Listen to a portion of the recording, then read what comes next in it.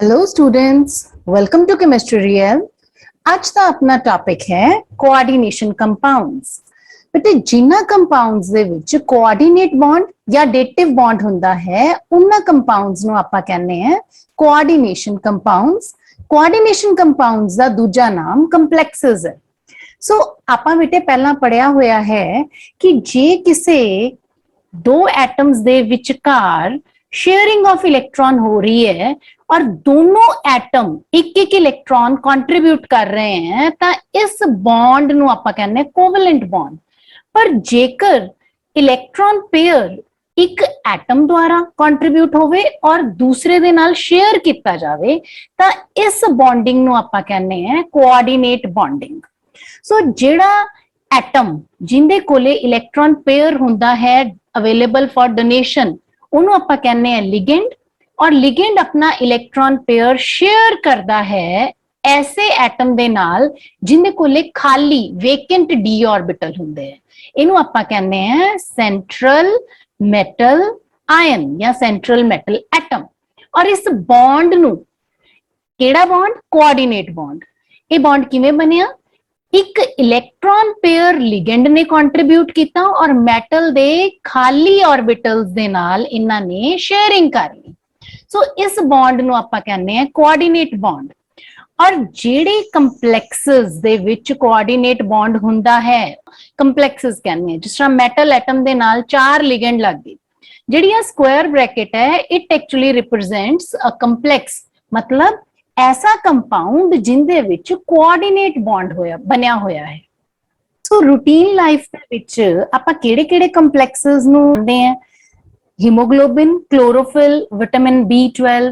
सो कंप्लेक्सेस दे नाल जान पहचान होने दे बाद आपां जे इन्हां दी स्टडी करदे हैं तो सब तो पहला कुछ इंपॉर्टेंट टर्म्स आपां पढ़नी है ਜਿਹੜੀਆਂ ਅੱਗੇ ਆਪਾਂ ਨੂੰ ਕੋਆਰਡੀਨੇਸ਼ਨ ਕੰਪਾਊਂਡਸ ਦੀ ਸਟੱਡੀ ਸੌਖੀ ਕਰ ਦੇਣਗੀਆਂ। ਪਹਿਲੀ ਟਰਮ ਹੈ ਬੇਟਾ ਲਿਗੈਂਡ। लिगेंड जिवें मैं तुहानू हुणे ही दस्सिया, कोई भी ऐसा एटम मॉलिक्यूल जां आयन जिहड़ा electron pair central metal atom नू डोनेट कर सकदा है ते कोऑर्डिनेट बॉन्ड बनांदा है, ओनू आपां कहने हैं लिगेंड। सो लिगेंड दियां टाइप्स किहड़ियां-किहड़ियां हुंदियां? लिगेंड दियां बेटा मुख्य तौर ते डेंटिसिटी दे बेसिस ते आ फॉलोइंग 4 टाइप्स हुंदियां। मोनोडेंटेट या यूनिडेंटेट, डाइडेंटेट या बाइडेंटेट, पॉलीडेंटेट ते एम्बीडेंटेट। मोनोडेंटेट या यूनिडेंटेट लिगेंड की हुंदे हैं?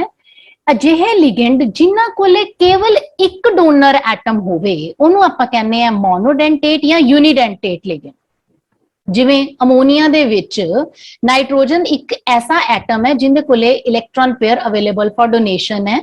वाटर दे विच ऑक्सीजन इको ऐसा एटम है जिंदे कोले electron pair available for donation है। अच्छा, बाइडेंटेट लिगेंड की हुंदे बेटा? जिन्हां दे विच अजिहे लिगेंड जिन्हां दे विच 2 डोनर एटम होण। इहदा मतलब वो मेटल दे नाल coordinate bond through 2 donor atoms बनाणगे। सो इन्हां नूं आपां कहने हैं बाइडेंटेट लिगेंड। जिवें इथेन 1,2 डाईअमीन, जिथे भी बेटे 2 कार्बन आ गए उत्थे आपां इथेन वर्ड इस्तेमाल करते हैं जे उन्हां दे विचकार सिंगल बॉन्ड है तां। हुण इन्हां दी एक-एक हाइड्रोजन कार्बन दी एक-एक हाइड्रोजन दी थां ते NH2 ग्रुप आ गया। सो इनू आपां कहने हैं डाईअमीन। सो ਇੱਥੇ ਆਪਾਂ ਦੇਖ ਸਕਦੇ ਹਾਂ ਇਸ ਮੋਲੀਕਿਊਲ ਦੇ ਕੋਲੇ 2 ਨਾਈਟ੍ਰੋਜਨ ਐਟਮਸ ਹੈ ਜਿਹੜੇ ਲਿਗੈਂਡ ਦਾ ਕੰਮ ਕਰਨਗੇ। ਸੋ ਇੱਕ ਐਸਾ ਲਿਗੈਂਡ ਜਿਹਦੇ ਕੋਲੇ 2 ਡੋਨਰ ਐਟਮ ਹੈ ਉਸ ਲਿਗੈਂਡ ਨੂੰ ਆਪਾਂ ਕਹਿੰਦੇ ਹਾਂ ਬਾਈਡੈਂਟੇਟ ਲਿਗੈਂਡ। ਔਰ ਇਹਨੂੰ ਆਪਾਂ ਸ਼ਾਰਟ ਫਾਰਮ ਦੇ ਵਿੱਚ ਸਮਾਲ EN ਨਾਲ ਰਿਪਰੈਜ਼ੈਂਟ ਕਰ ਦਿੰਦੇ ਹਾਂ, ਇਥੇਨ 1,2 डाईअमीन। नेक्स्ट आ जाता है पॉलीडेंटेट लिगेंड। पॉलीडेंटेट नाम तो ही पता लग रहा है, पॉली मीन्स मैनी। अजिहा लिगेंड जिंदे कोले 2 तो ज्यादा डोनर एटम होण उन्होंने आपां कहांगे पॉलीडेंटेट लिगेंड। जे तो 3 डोनर एटम है तो कह देंगे ट्राइडेंटेट या टर्डेंटेट भी कह देंगे हैं। For example di ethylene triamine. इसे तरह जे 4 डोनर एटम है तो उन्होंने आपां टेट्राडेंटेट कह दिंदे हैं ते जे 5 डोनर एटम है तो पेंटाडेंटेट कहांगे। 6 डोनर एटम है तो उन्होंने आपां हेक्साडेंटेट कहांगे बेटा। हुण हेक्साडेंटेट दी एक काफी फेमस एग्जांपल है EDTA।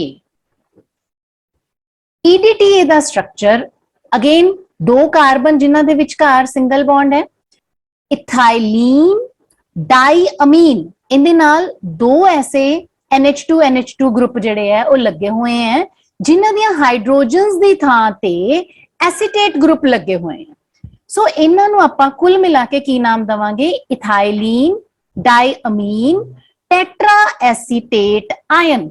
4 एसीटेट आयन लगे हुए हैं, इस करके आपां इनदा नाम दिन्ने हैं ethylene di amine tetra acetate. ये एक हेक्साडेंटेट लिगेंड है। लास्ट आपां गल करते हैं एम्बीडेंटेट लिगेंड्स दी। एम्बीडेंटेट लिगेंड वो मोनोडेंटेट लिगेंड हुंदे है जिन्हां दे विच दो डोनर एटम हुंदे हैं, पर एक समय ते केवल एक ही डोनर एटम डोनेशन का काम करेगा।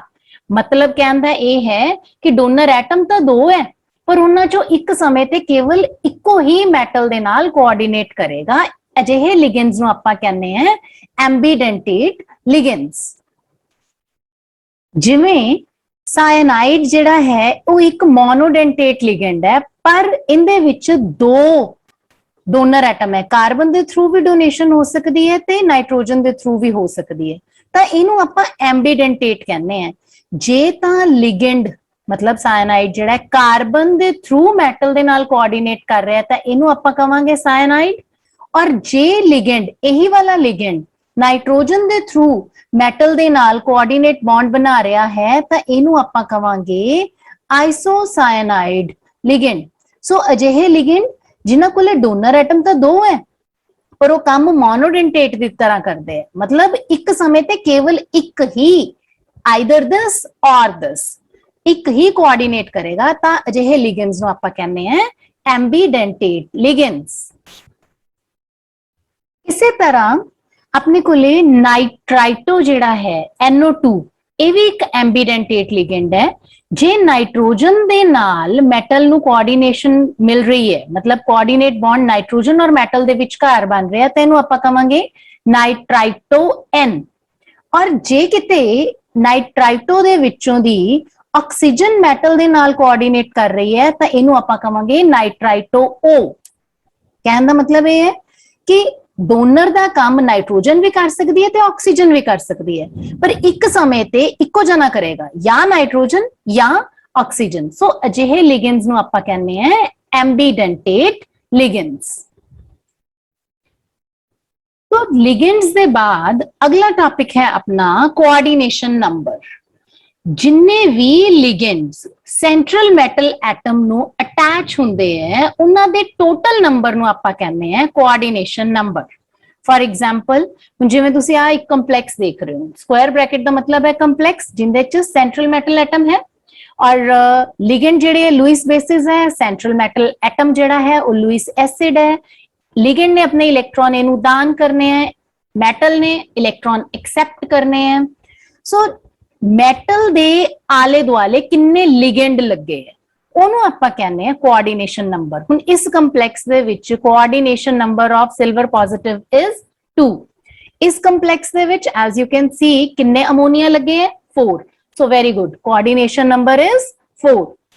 ਹੁਣ ਇਸ ਕੰਪਲੈਕਸ ਦੇ ਵਿੱਚ ਤੁਸੀਂ ਸੋਚ ਕੇ ਦੇਖੋ ਕਿੰਨੇ ਆਪਾਂ ਕੋਆਰਡੀਨੇਸ਼ਨ ਨੰਬਰ ਕਵਾਂਗੇ। ਕੋਬਾल्ट 3 ਪੋਜ਼ਿਟਿਵ ਦਾ 3 ਤਾਂ ਆ ਲਿਗेंड ਲੱਗੇ ਹੋਏ ਹੈ, 3 ਅਮੋਨੀਆ ਲੱਗੇ ਹੋਏ ਹੈ। ਸੋ ਕੁੱਲ ਮਿਲਾ ਕੇ ਕੋਬਾल्ट ਦੇ ਆਲੇ ਦੁਆਲੇ 6 ਲਿਗेंड ਲੱਗੇ ਹੋਏ ਹੈ।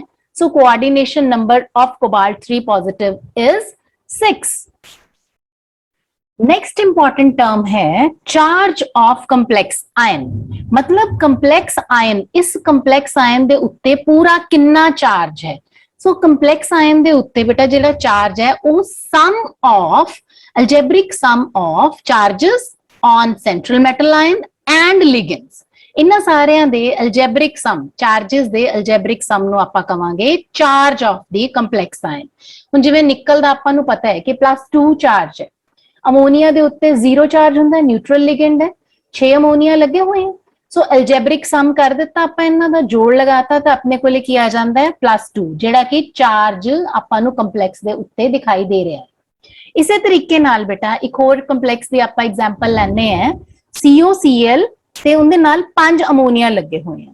ਕੋਬਾल्ट ਦੇ ਉੱਤੇ +3 ਚਾਰਜ ਹੁੰਦਾ ਹੈ, ਕਲੋਰਾਈਡ ਦੇ ਉੱਤੇ -1 ਹੁੰਦਾ ਹੈ ਤੇ ਅਮੋਨੀਆ ਦੇ ਉੱਤੇ 0 ਹੁੰਦਾ ਹੈ। ਸੋ 5 × 0 एल्जेब्रिक सम कर दिता तो अपने को आ गया +2. So +2 is the charge on this complex ion. So तुसी इस चीज नु याद रखना है कि स्क्वायर ब्रैकेट दे उत्ते जिन्ना चार्ज है वो इन्ना सारे अंदर लियांदा एल्जेब्रिक सम दे बराबर होएगा. नेक्स्ट आ जाता है ऑक्सीडेशन नंबर या oxidation state of central metal atom. Oxidation number की हुंदा है कि जे आपां कंप्लेक्स दे विचों दी एक एक करके सारे लिगेंड रिमूव कर दिए तो जिन्ना चार्ज इस सेंट्रल मैटल एटम दे उत्ते अपीयर होएगा ओनू आपां कहने हैं ऑक्सीडेशन नंबर. सो ऑक्सीडेशन नंबर किवें कैलकुलेट करना है, ਆਪਾਂ कुछ ਕੰਪਲੈਕਸਸ ਦੇ ਵਿੱਚ ਆਕਸੀਡੇਸ਼ਨ ਨੰਬਰ ਕੈਲਕੂਲੇਟ ਕਰਕੇ ਦੇਖਦੇ ਹਾਂ. ਜਿਵੇਂ ਪਹਿਲਾ ਕੰਪਲੈਕਸ ਆ ਆਪਾਂ ਲਿਖਤਾ ਨਿਕਲ ਦਾ ਆਪਾਂ ਆਕਸੀਡੇਸ਼ਨ ਨੰਬਰ ਕੱਢਣਾ. ਸੋ ਨਿਕਲ ਦੇ ਆਕਸੀਡੇਸ਼ਨ ਨੰਬਰ ਨੂੰ x ਮੰਨ ਲਿਆ. ਜਿੰਨਾ ਲਿਗੈਂਡ ਦਾ ਚਾਰਜ ਹੈ ਉਹ ਆਪਾਂ ਇੱਥੇ ਲਿਖ ਕੇ ਮਲਟੀਪਲਾਈਡ ਬਾਈ ਕਿੰਨੇ ਲਿਗੈਂਡਸ ਹੈ. ਇਹਨਾਂ ਸਾਰਿਆਂ ਦਾ ਜੋੜ ਕਾਦੇ ਬਰਾਬਰ ਹੋਏਗਾ, ਜਿੰਨਾ ਲਿਗੈਂਡ ਕੰਪਲੈਕਸ ਦੇ ਉੱਤੇ ਜਿੰਨਾ ਚਾਰਜ ਹੈ. सो जो आप एल्जेब्रिक सम कढ़ के देखते हैं तो x की वैल्यू आ गई +2.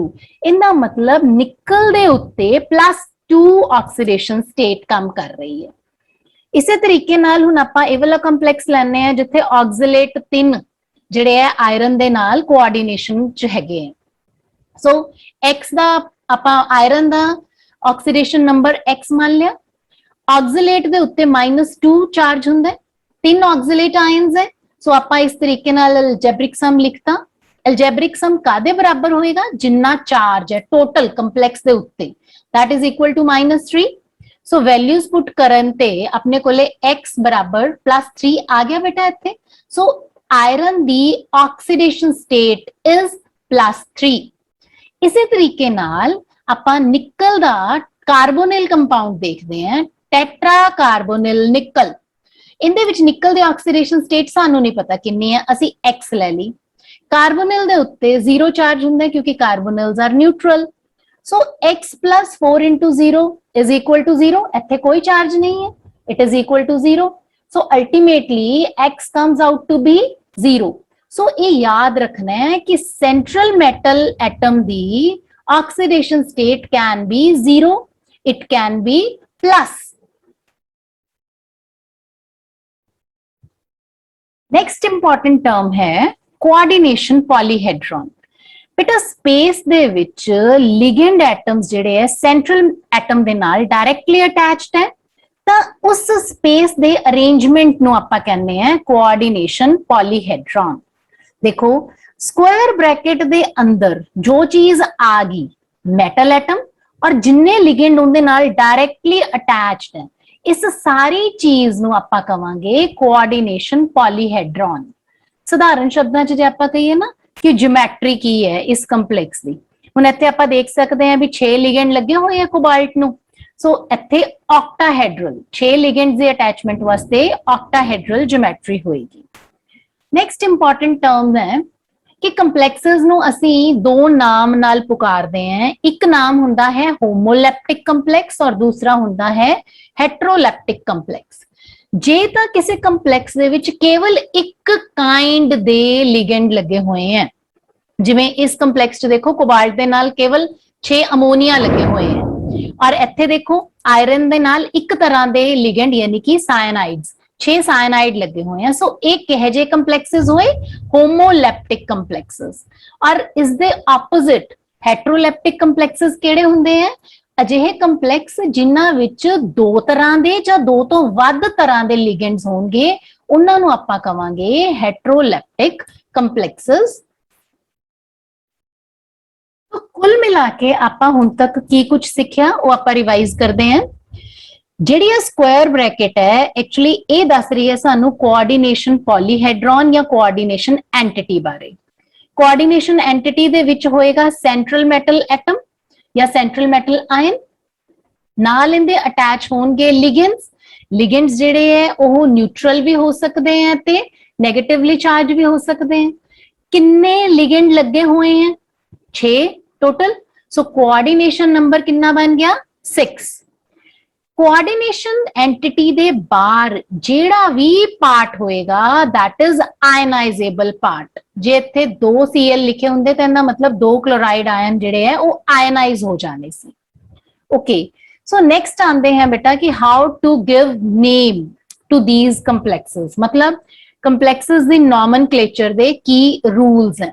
ਆਪਾਂ ਬੇਟੇ ਕਿਸੇ ਵੀ ਕੰਪਲੈਕਸ ਨੂੰ ਜਦੋਂ ਨਾਮ ਦੇਣਾ ਹੈ ਤਾਂ ਸਭ ਤੋਂ ਪਹਿਲੇ ਇਹ ਦੇਖਣਾ ਹੈ ਕਿ ਕੰਪਲੈਕਸ ਆਇਨਿਕ ਹੈ ਜਾਂ ਨॉन ਆਇਨਿਕ।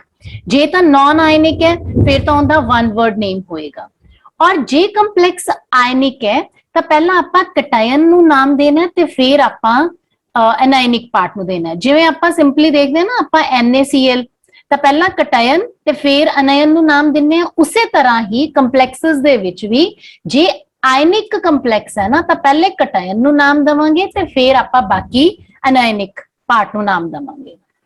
ਦੂਸਰਾ ਪੁਆਇੰਟ ਆਂਦਾ ਹੈ ਕਿ ਜਦੋਂ ਅਸੀਂ ਕੋਆਰਡੀਨੇਸ਼ਨ ਐਂਟਿਟੀ ਯਾਨੀ ਸਕੁਆਇਰ ਬ੍ਰੈਕਟ ਦੇ ਅੰਦਰ ਵਾਲੀ ਚੀਜ਼ ਨੂੰ ਨਾਮ ਦੇਣਾ ਹੈ ਤਾਂ ਲਿਗੈਂਡਸ ਦੇ ਨਾਮ ਪਹਿਲਾਂ ਲਿਖਨੇ ਹੈ, ਸੈਂਟਰਲ ਮੈਟਲ ਐਟਮ ਬਾਅਦ ਚੋਂ ਲਿਖਣਾ। ਹੁਣ ਲਿਗੈਂਡ ਜਿਹੜਾ ਹੈ ਉਹ ਅਨਾਇਨਿਕ ਵੀ ਹੋ ਸਕਦਾ ਹੈ, ਪੋਜ਼ਿਟਿਵ ਵੀ ਹੋ ਸਕਦਾ ਤੇ ਨਿਊਟਰਲ ਵੀ ਹੋ ਸਕਦਾ ਹੈ। ਜਦੋਂ ਲਿਗੈਂਡ ਦਾ ਨਾਮ ਲਿਖਣਾ ਹੈ, ਜੇ ਤਾਂ ਲਿਗੈਂਡ ਨੈਗੇਟਿਵਲੀ ਚਾਰਜਡ ਹੈ ਜਿਵੇਂ F ਨੈਗੇਟਿਵ Cl ਨੈਗੇਟਿਵ ਤਾਂ ਇਹਨਾਂ ਦੇ ਐਂਡ 'ਚ ਆਪਾਂ O ਲਗਾਣਾ ਹੈ। ਜਿਵੇਂ ਫਲੋਰਾਈਡ ਨੂੰ ਆਪਾਂ ਲਿਖਾਂਗੇ ਫਲੋਰਾਈਡੋ, ਕਲੋਰਾਈਡ ਨੂੰ ਲਿਖਾਂਗੇ ਕਲੋਰਾਈਡੋ, ਇਸੇ ਤਰ੍ਹਾਂ ਹਾਈਡਰੋਕਸੋ, ਆਕਜ਼ਲੇਟੋ, ਸਾਇਨੋ। ਪਰ ਜੇ ਕੋਈ ਲਿਗੈਂਡ ਪੋਜ਼ਿਟਿਵ ਹੈ ਜਿਵੇਂ NO ਪੋਜ਼ਿਟਿਵ ਤਾਂ ਇਹਨੂੰ ਨਾਈਟ੍ਰੋਸੋ ਨਹੀਂ ਲਿਖਣਾ, ਇਹਨੂੰ ਲਿਖਣਾ ਹੈ ਨਾਈਟ੍ਰੋਸੋਨੀਅਮ। ਐਂਡ 'ਚ ਆਪਾਂ IUM ਈਐਮ ਲਗਾਣਾ ਹੈ। ਹਾਈਡਰਾਜ਼ੀਨ ਦਾ ਜੇ ਆਪਾਂ ਪੋਜ਼ਿਟਿਵ ਲਿਗੈਂਡ ਲਿਖ ਰਹੇ ਹਾਂ ਤਾਂ ਹਾਈਡਰਾਜ਼ੀਨੀਅਮ, ਐਂਡ 'ਚ IUM ਲਗਾਣਾ ਹੈ। ਔਰ ਜੇ ਲਿਗੈਂਡ ਨਿਊਟਰਲ ਹੈ ਜਿਵੇਂ ਕਿ ਵਾਟਰ ਹੈ, ਅਮੋਨੀਆ ਹੈ, ਤਾਂ ਆਪਾਂ ਵਾਟਰ ਨੂੰ ਲਿਖਦੇ ਹਾਂ ਐਕਵਾ, NH3 ਅਮੋਨੀਆ ਨੂੰ ਲਿਖਦੇ ਹਾਂ ਅਮੀਨ। बेटा इत्थे नोट करना है डबल M है, सो NO ਨੂੰ ਲਿਖਦੇ ਆ ਨਾਈਟ੍ਰੋਸਾਈਲ ਔਰ ਇਸੇ ਤਰ੍ਹਾਂ C5H5N ਨੂੰ ਲਿਖ ਦਿੰਨੇ ਆਪਾਂ ਪਿਰੀਡੀਨ। ਮਤਲਬ ਨਿਊਟਰਲ ਨੂੰ ਐਜ਼ ਸੱਚ ਲਿਖ ਦੇਣਾ, ਕੋਈ ਉਹਦੇ ਨਾਮ 'ਚ ਚੇਂਜ ਨਹੀਂ ਕਰਨੀ। ਅਨਾਇਨਿਕ ਦੇ ਲਾਸਟ ਵਿੱਚ ਆਪਾਂ O ਪਾਣਾ ਹੈ, ਪੋਜ਼ਿਟਿਵ ਲਿਗੈਂਡ ਦੇ ਲਾਸਟ 'ਚ ਆਪਾਂ IUM ਪਾਣਾ। ਨੈਕਸਟ ਹੈ ਜਦੋਂ ਆਪਾਂ ਲਿਗੈਂਡਸ ਦੀ ਨੇਮਿੰਗ ਕਰਨੀ ਹੈ ਨਾ ਤਾਂ ਉਹ ਐਲਫਾਬੈਟਿਕਲ ਆਰਡਰ 'ਚ ਕਰਾਂਗੇ। ਇਸ ਚੀਜ਼ ਦਾ ਧਿਆਨ ਰੱਖਣਾ ਹੈ। ਆਪਾਂ ਜਦੋਂ ਪ੍ਰੈਕਟਿਸ ਕਰਾਂਗੇ ਤਾਂ ਆਪਾਂ ਇਹ ਚੀਜ਼ ਨੋਟ ਕਰਨੀ ਹੈ। ਨੈਕਸਟ ਰੂਲ ਹੈ ਕਿ ਕਈ ਵਾਰੀ ਲਿਗੈਂਡ ਹੀ ਕੰਪਲੈਕਸ ਹੁੰਦਾ, ਮਤਲਬ ਲਿਗੈਂਡ ਦੇ ਵਿੱਚ ਹੀ ਡਾਈ, ਟਰਾਈ, ਟਰਾਈ ਇਹ ਵਰਡ ਆਉਂਦੇ ਹੈ ਤਾਂ ਆਪਾਂ ਲਿਗੈਂਡ ਦੇ ਨੰਬਰ ਨੂੰ ਇੰਡੀਕੇਟ ਕਰਨ ਦੇ ਲਈ, ਕੰਪਲੈਕਸ ਲਿਗੈਂਡ ਦੇ ਨੰਬਰ ਨੂੰ ਇੰਡੀਕੇਟ ਕਰਨ ਲਈ 2 ਨੰਬਰ ਹੈ ਤਾਂ ਆਪਾਂ ਕਹਿਣਾ ਬਿਸ, 3 ਲਿਗੈਂਡ ਲੱਗੇ ਹੋਏ ਹੈ ਤਾਂ ਆਪਾਂ ਕਹਿਣਾ ਟ੍ਰਿਸ, 4 ਲੱਗੇ ਹੋਏ ਹੈ ਤਾਂ ਟੈਟਰਾਕਿਸ। ਸੋ ਸਿੰਪਲ ਜੇ ਲਿਗੈਂਡ ਹੈ ਜੇ ਤਾਂ ਕੰਪਲੈਕਸ ਹੈ ਫਿਰ ਤਾਂ ਬਿਸ, ਟ੍ਰਿਸ, ਟੈਟਰਾਕਿਸ। ਜੇ 2 ਲਿਗੈਂਡ ਲੱਗੇ ਹੈ ਸਿੰਪਲ ਜਿਵੇਂ ਕਲੋਰੋ 2 ਲੱਗੇ ਹੋਏ ਹੈ ਤਾਂ ਡਾਈ ਕਲੋਰਾਈਡੋ, ਜੇ 3 ਲੱਗੇ ਹੋਏ ਹੈ ਟਰਾਈ ਕਲੋਰਾਈਡੋ, 4 ਲੱਗੇ ਹੋਏ ਹੈ ਟੈਟਰਾ ਕਲੋਰਾਈਡੋ। ਸੋ ਆਪਾਂ ਇਹ ਦੇਖਣਾ ਹੈ ਕਿ ਡਾਈ, ਟਰਾਈ, ਟੈਟਰਾ ਜੇ ਤਾਂ ਲਿਗੈਂਡ ਆਪਣਾ ਸਿੰਪਲ ਹੈ, ਜੇ ਕੰਪਲੈਕਸ ਹੈ ਫਿਰ ਬਿਸ, ਟ੍ਰਿਸ, ਟੈਟਰਾਕਿਸ। ਜੇ ਆਪਾਂ ਪੂਰੇ ਨੋਮਨਕਲੇਚਰ ਦੇ ਵਿੱਚ ਨਾਮ ਸਾਰਾ ਲਿਖ ਲਿਆ ਤੇ ਜਦੋਂ ਨਾਮ ਦੀ ਕੰਪਲੈਕਸ ਦੀ ਐਂਡਿੰਗ ਕਰਨੀ ਹੈ ਤਾਂ ਅਸੀਂ ਦੇਖਣਾ ਹੈ ਕਿ ਜੇ ਤਾਂ ਕੰਪਲੈਕਸ ਅਨਾਇਨਿਕ ਹੈ ਤਾਂ ਉਹਦੀ ਐਂਡਿੰਗ ਕਰਾਂਗੇ ਐਂਡ 'ਚ 8 ਲਗਾ ਕੇ, ਤੇ ਜੇ ਨਿਊਟਰਲ ਜਾਂ ਕਟਾਇਨਿਕ ਹੈ ਤਾਂ ਉਹਦੀ ਐਂਡਿੰਗ ਐਜ਼ ਸੱਚ ਕਰ ਦਾਂਗੇ। ਸੋ ਆਪਾਂ ਬੇਟੇ ਕੁਝ ਪ੍ਰੈਕਟਿਸ ਕਰਦੇ ਹਾਂ ਪਹਿਲਾਂ। ਤਾਂ ਜਦੋਂ ਵੀ ਆਪਾਂ ਨੋਮਨਕਲੇਚਰ ਕਰਨੀ ਹੈ ਤਾਂ ਸਭ ਤੋਂ ਪਹਿਲਾਂ ਆਪਾਂ ਸੈਂਟਰਲ ਮੈਟਲ ਐਟਮ ਦੀ ਆਕਸੀਡੇਸ਼ਨ ਸਟੇਟ ਕੈਲਕੂਲੇਟ ਕਰਨੀ ਹੈ। ਜਿਵੇਂ ਮੈਂ ਤੁਹਾਨੂੰ ਹੁਣੇ ਥੋੜੀ ਦੇਰ ਪਹਿਲੇ ਦੱਸਿਆ ਹੈ ਕਿ ਜਿਹੜੀ ਆਪਾਂ ਸੈਂਟਰਲ ਮੈਟਲ ਐਟਮ ਦੀ ਆਕਸੀਡੇਸ਼ਨ ਸਟੇਟ ਕੈਲਕੂਲੇਟ ਕਰਨੀ ਹੈ ਉਹਨੂੰ X ਮੰਨ ਲਓ, ਦੈਨ ਐਲਜੈਬਰਿਕ ਸਮ ਨੂੰ ਆਪਾਂ ਇਵੈਲੂਏਟ ਕਰਕੇ X ਦੀ ਵੈਲਿਊ ਕੱਢ ਸਕਦੇ ਹਾਂ। ਜਦੋਂ ਆਪਣੇ ਕੋਲੇ X ਦੀ ਵੈਲਿਊ ਆ ਗਈ ਤਾਂ ਆਪਾਂ ਹੁਣ ਨਾਮ ਲਿਖਣਾ ਸ਼ੁਰੂ ਕਰਨਾ, ਆਕਸੀਡੇਸ਼ਨ ਨੰਬਰ ਕੱਢਣ ਦੇ ਬਾਅਦ ਨਾਮ ਲਿਖਣਾ। ਸੋ ਸਭ ਤੋਂ ਪਹਿਲਾਂ ਆਪਾਂ ਲਿਗੈਂਡਸ ਦਾ ਨਾਮ ਲਿਖਾਂਗੇ। ਸੋ ਇੱਥੇ ਦੇਖ ਰਹੇ ਆਪਾਂ 6 ਅਮੋਨੀਆ ਹੈ, ਅਮੋਨੀਆ ਨੂੰ ਆਪਾਂ ਲਿਗੈਂਡ ਦੇ ਨਾਮ ਤੇ ਅਮੀਨ ਕਹਿੰਦੇ ਆ। ਸੋ Hexa Amin, cobalt central metal ion ਹੈ ਤੇ ਇਸ ਦੀ ਆਕਸੀਡੇਸ਼ਨ ਸਟੇਟ 3 ਹੈ ਜਿਹਨੂੰ ਰੋਮਨ ਨਿਊਮਰਲ ਦੀ ਫਾਰਮ ਦੇ ਵਿੱਚ ਬ੍ਰੈਕਟ ਦੇ ਵਿੱਚ ਲਿਖਿਆ ਜਾਂਦਾ ਹੈ। ਦੈਨ ਕੰਪਾਊਂਡ ਜਿਹੜਾ ਹੈ ਉਹ ਕੰਪਲੈਕਸ ਜਿਹੜਾ ਹੈ ਆਪਣਾ ਉਹ ਕਟਾਇਨਿਕ ਹੈ, ਬਾਹਰ ਅਨਾਇਨ ਹੈ। ਸੋ ਆਪਾਂ ਸਿੰਪਲੀ ਅਨਾਇਨ ਕਲੋਰਾਈਡ ਇਹਦੇ ਤੇ ਪਿੱਛੇ ਲਿਖ ਦੇਣਾ। ਨੈਕਸਟ ਹੈ जिवें अपने कोले पोटैशियम जिहड़ा है वो स्क्वायर ब्रैकेट दे कंप्लेक्स दे बाहर है। सो जे पोटैशियम अपन नूं पता पॉजिटिव हुंदा है, एक कटायन है, so this thing is anionic. ते जे कंप्लेक्स अनायनिक होवे तां एंड च आपां की लिखदे हुंदे आ 8। ठीक है, ये चीज नोट करनी है। सो इत्थे नाम की बनेगा, पहला कटायन दा नाम, फिर कंप्लेक्स अनायन दा नाम। पोटैशियम अमीन दा इको ही वैल्यू है ना, सो अमीन। देन क्लोरीन इत्थे किन्ने लगे हुए हैं 5, सो पेंटा क्लोराइडो, क्योंकि क्लोराइड जिहड़ा है नेगेटिव लिगेंड है, इस करके इंदी एंडिंग ते ओ लगेगा। सो इत्थे आपां प्लैटिनम नहीं लिखना, प्लैटिनेट लिखना है, क्योंकि जिहड़ा कंप्लेक्स अनायनिक होवे ना उनदी एंडिंग च ATE लिखीदा है। हुण जे तुसीं स्ट्रक्चर देखो तो क्लोरीन पहला लिखे हुए हैं, अमोनीया बाद च लिखा हुआ है, पर जो आपां नॉमनक्लेचर करनी है ना तां अमीन पहला लिखांगे, क्लोराइडो दा C ते अमीन दा A। जे अल्फाबेटिकल ऑर्डर च आपां देखना है ना तां अमीन पहला आएगा। इत्थे ध्यान देना है कि क्लोराइडो दा पेंटा जिहड़ा P है इनू नहीं आपां देखना, आपां सिर्फ लिगेंड दे नाम दे पहले अक्षर नू देखना है और उन्होंने अल्फाबेटिकली अरेंज कर देना। नेक्स्ट है कोबाल्ट दे नाल इथेन 1,2 डाईअमीन लग्या होया है। हुण इथेन 1,2 डाईअमीन इंदे 3 मॉलिक्यूल्स लगे हुए हैं। इंदे जिहड़े 3 मॉलिक्यूल हैं उनदे विच हर एक दे नाम दे विच डाईअमीन आ रहे हैं, इथेन 1,2 डाईअमीन। सो इत्थे आपां इहनूं कहना है एक कंप्लेक्स लिगेंड है ना, इंदे 3 मॉलिक्यूल्स नूं शो करना आपां ट्रिस दे नाम। कंप्लेक्स लिगेंड दी नेमिंग जिहड़ी है, जे 2 होण तां बिस, जे 3 होण तां ट्रिस हुंदा। सो कोबाल्ट दी ऑक्सीडेशन स्टेट कढ ली कोबाल्ट 3 ते बाद चों आपां लिखना है सल्फेट। हुण इस चीज नूं हमेशा ध्यान च रखना है। नेक्स्ट है कि सिंपल है, कटायन और कंप्लेक्स आयन अनायनिक है। सो अनायनिक कंप्लेक्स जिहड़ा भी हुंदा उत्थे मेटल एटम दे एंड च ATE लगाने आपां। निकल दी इत्थे जे तुसीं देखोगे तां ऑक्सीडेशन स्टेट इज 0। सो इहदा नाम की बनेगा, सब तो पहला कटायन दा नाम, फिर अनायन दा नाम, then oxidation state. Potassium tetra cyanido, ओ इत्थे ध्यान च रखना है सायनाइडो, निकलेट 0। सो मैनू लगता है कि हुण तुहानू होर जे प्रैक्टिस करदे हो, प्रैक्टिस जिन्नी ज्यादा करोगे बेटा उन्नी ही नॉमनक्लेचर क्लियर होएगी। नोट्स दे विच मैं तुहानू कुछ एक्स्ट्रा कंप्लेक्सेस दी नॉमनक्लेचर किवें करी दी है वो भी ऐड कर दूंगी। ब्रिजिंग ग्रुप्स ਦੀ ਜੇ ਆਪਾਂ ਗੱਲ ਕਰੀਏ ਨੋਮਨਕਲੇਚਰ ਦੇ ਵਿੱਚ ਬ੍ਰਿਜਿੰਗ ਗਰੁੱਪਸ ਨੂੰ ਆਪਾਂ ਕਿਵੇਂ ਨੇਮ ਕਰਦੇ ਹਾਂ। ਸੋ ਬ੍ਰਿਜਿੰਗ ਗਰੁੱਪਸ ਨੂੰ ਆਪਾਂ ਜੇ ਨੇਮ ਕਰਨਾ ਹੈ ਨਾ ਤਾਂ ਉੱਥੇ ਮਿਊ ਵਰਡ ਜਿਹੜਾ ਹੈ ਨਾ ਇੱਕ ਗ੍ਰੀਕ ਲੈਟਰ ਹੈ ਉਹ ਇਸਤੇਮਾਲ ਕੀਤਾ ਜਾਂਦਾ ਹੈ। ਦੇਖੋ ਜਿਵੇਂ ਆ ਇੱਕ ਤੁਹਾਡੇ ਸਾਹਮਣੇ ਕੰਪਲੈਕਸ ਹੈ, ਆਪਾਂ ਕੋਬਾਲਟ ਦੀ ਸਭ ਤੋਂ ਪਹਿਲਾਂ ਆਕਸੀਡੇਸ਼ਨ ਸਟੇਟ ਕੱਢ ਲਈਏ। ਅਮੋਨੀਆ ਦੀ 0 ਹੁੰਦੀ ਹੈ, ਕੋਬਾਲਟ ਤੇ ਆਪਾਂ X ਮੰਨ ਲਈ, NH2 the -1, NO2 the -1, cobalt again X, ammonia 0 and nitrate ਦੀ -1 ਹੁੰਦੀ ਹੈ।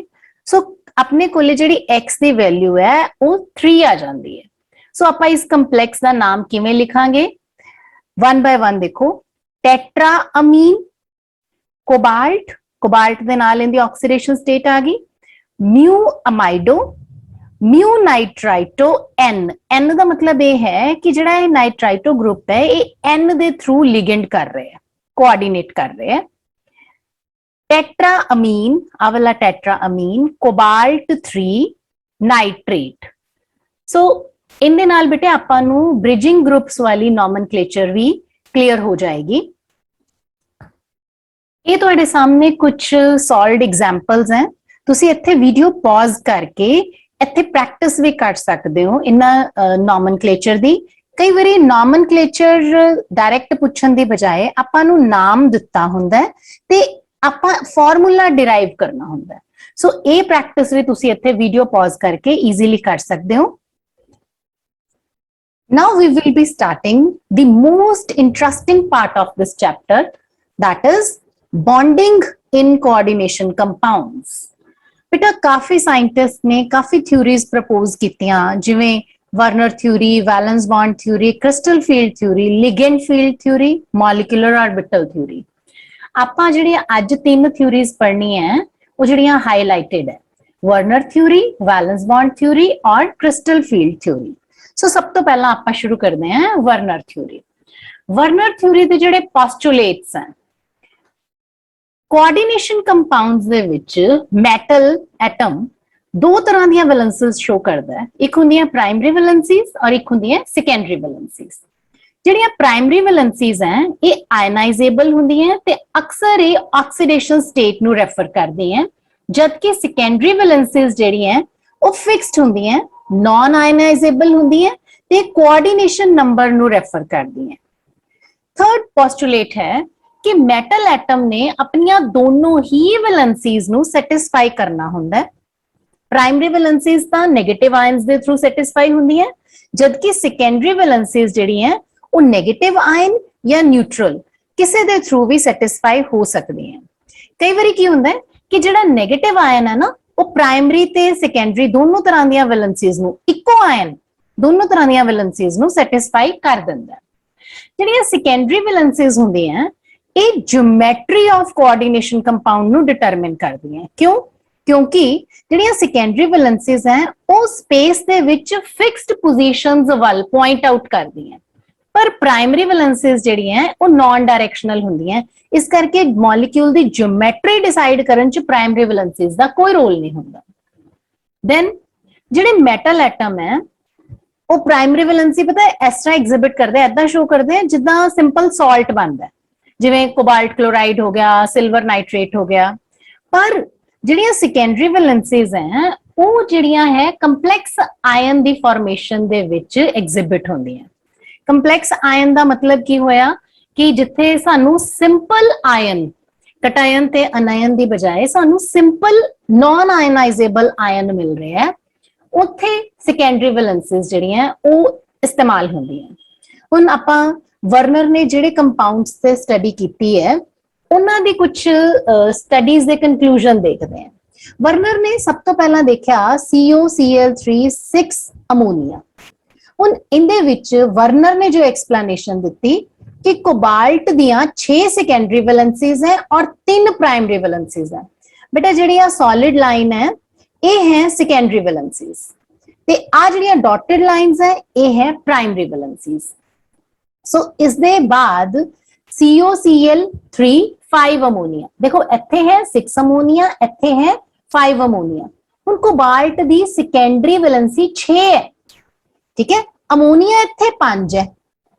क्लोराइड जिहड़ा एक क्लोराइड है वो प्राइमरी ते सेकेंडरी दोनों नू सैटिस्फाई कर रहा है, ठीक है। सो इन्नियां प्राइमरी वैलेंसीज 3 है, बट इत्थे जदों आपां देखदे हैं ना कि केवल 2 क्लोरीन ही प्रेसिपिटेट आउट होंदे है, क्योंकि एक क्लोरीन जिहड़ा है वो सेकेंडरी वैलेंसी नू भी सैटिस्फाई कर रहा है और जिहड़ा सेकेंडरी नू सैटिस्फाई कर रहा है वो आयनाइज नहीं हुंदा। इसी तरह वर्नर ने कोबाल्ट क्लोराइड 4 अमोनिया, जिन्हों इस तरीके नाल जदों आपां लिखदे हैं ना तो फिर बेटर समझ आंदा है कि कोबाल्ट दे नाल 4 अमोनिया लगे हुए हैं और 2 क्लोरीन जिहड़े हैं इस सेकेंडरी वैलेंसी नूं inside this coordination sphere cobalt the secondary valency लिखी हुई है। सो यू कैन सी नाउ कि 2 क्लोरीन मॉलिक्यूल जिहड़े हैं वो प्राइमरी ते सेकेंडरी दोनों वैलेंसीज नूं सैटिस्फाई कर रहे हैं। और इसे तरीके नाल कोबाल्ट क्लोराइड 3 अमोनिया दे विच आपां देख सकते हैं कि तीनों क्लोरीन जिहड़े है वो प्राइमरी और सेकेंडरी दोनों वैलेंसीज नूं सैटिस्फाई कर रहे हैं। वर्नर ने ये सारा कुछ मेन जिहड़ा किदां किदां ऑब्जर्व किया। वर्नर ने 2 चीज़ां देखियां, एक तो देखिया कलर ऑफ द कंपलैक्स, दूसरा उन्हें देखिया कि किन्ने आयन्स बनते हैं जदों इस कंपलैक्स नूं पानी च पाया जाता है।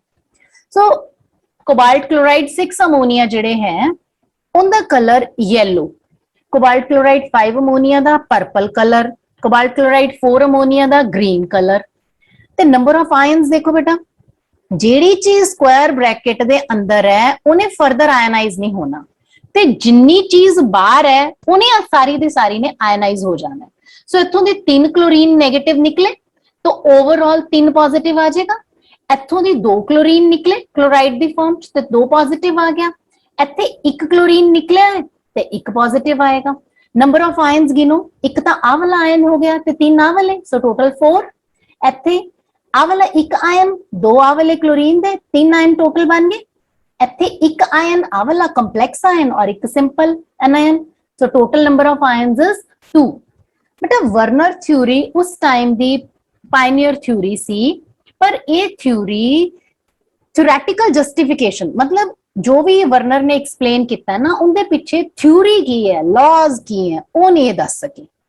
मोरओवर वर्नर ये नहीं दस सकिया कि किसी कंप्लेक्स का कलर डिफरेंट डिफरेंट स्टेट्स दे विच अलग अलग क्यों होएगा, दी ज्योमेट्री अलग क्यों होएगी, इवन मैग्नेटिक प्रॉपर्टीज कंप्लेक्सेस दियां जिहड़ियां हैं why they are different, Werner ये कुछ भी डिटेल च नहीं दस सकिया, जिस करके वैलेंस बॉन्ड थ्योरी जिहड़ी है उनका ओरिजिन होया। वैलेंस बॉन्ड थ्योरी दियां पोस्टुलेट्स की बजाय बेटा वैलेंस बॉन्ड थ्योरी दियां असम्पशंस पढ़ियां जांदियां, मतलब वैलेंस बॉन्ड थ्योरी किहड़े-किहड़े पॉइंट्स नूं मान के चलदी है कि एग्जिस्ट करदे है।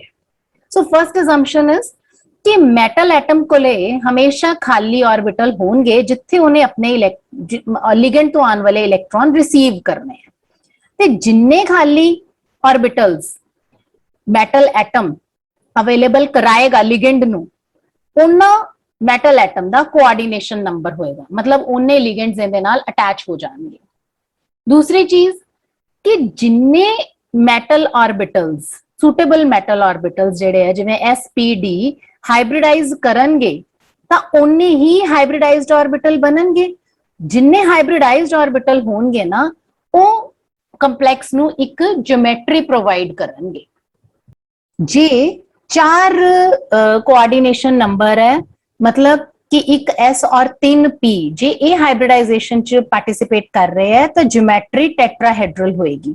हो सकता है कि जेड़े चार हाइब्रिडाइजेशन च पार्टिसिपेट कर रहे हैं जो DSP2 होन, एक D एक S ते 2p कुल मिला के 4 हो गए, तो जे DSP2 है तो ज्योमेट्री स्क्वायर प्लेनर होएगी।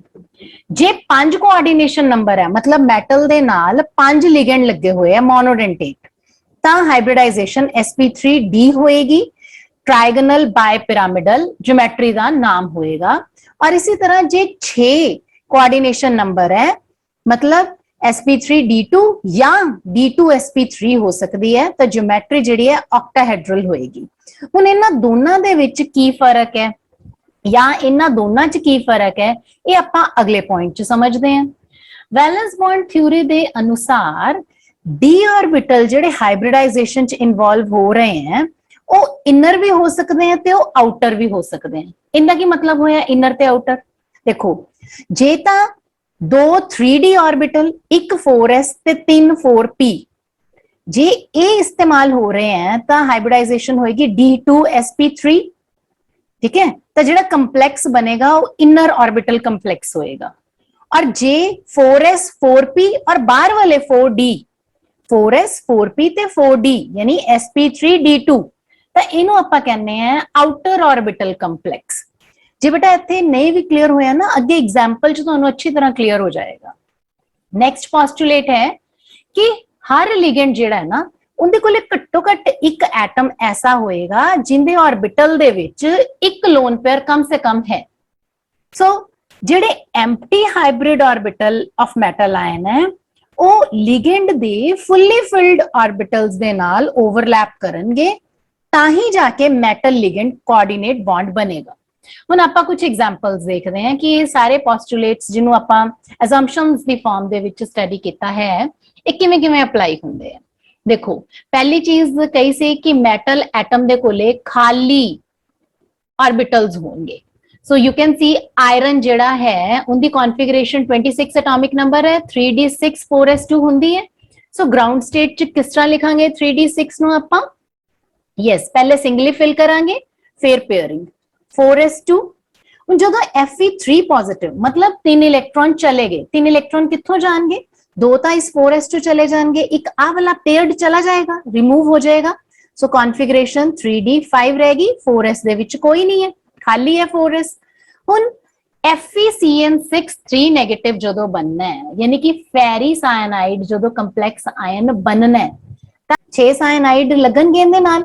सो 6 साइनाइड किवें लग सकते हैं, जिहड़े आ 5 इलेक्ट्रॉन्स हैं ये पहला इत्थे पेयर अप हो जाएंगे, ठीक है।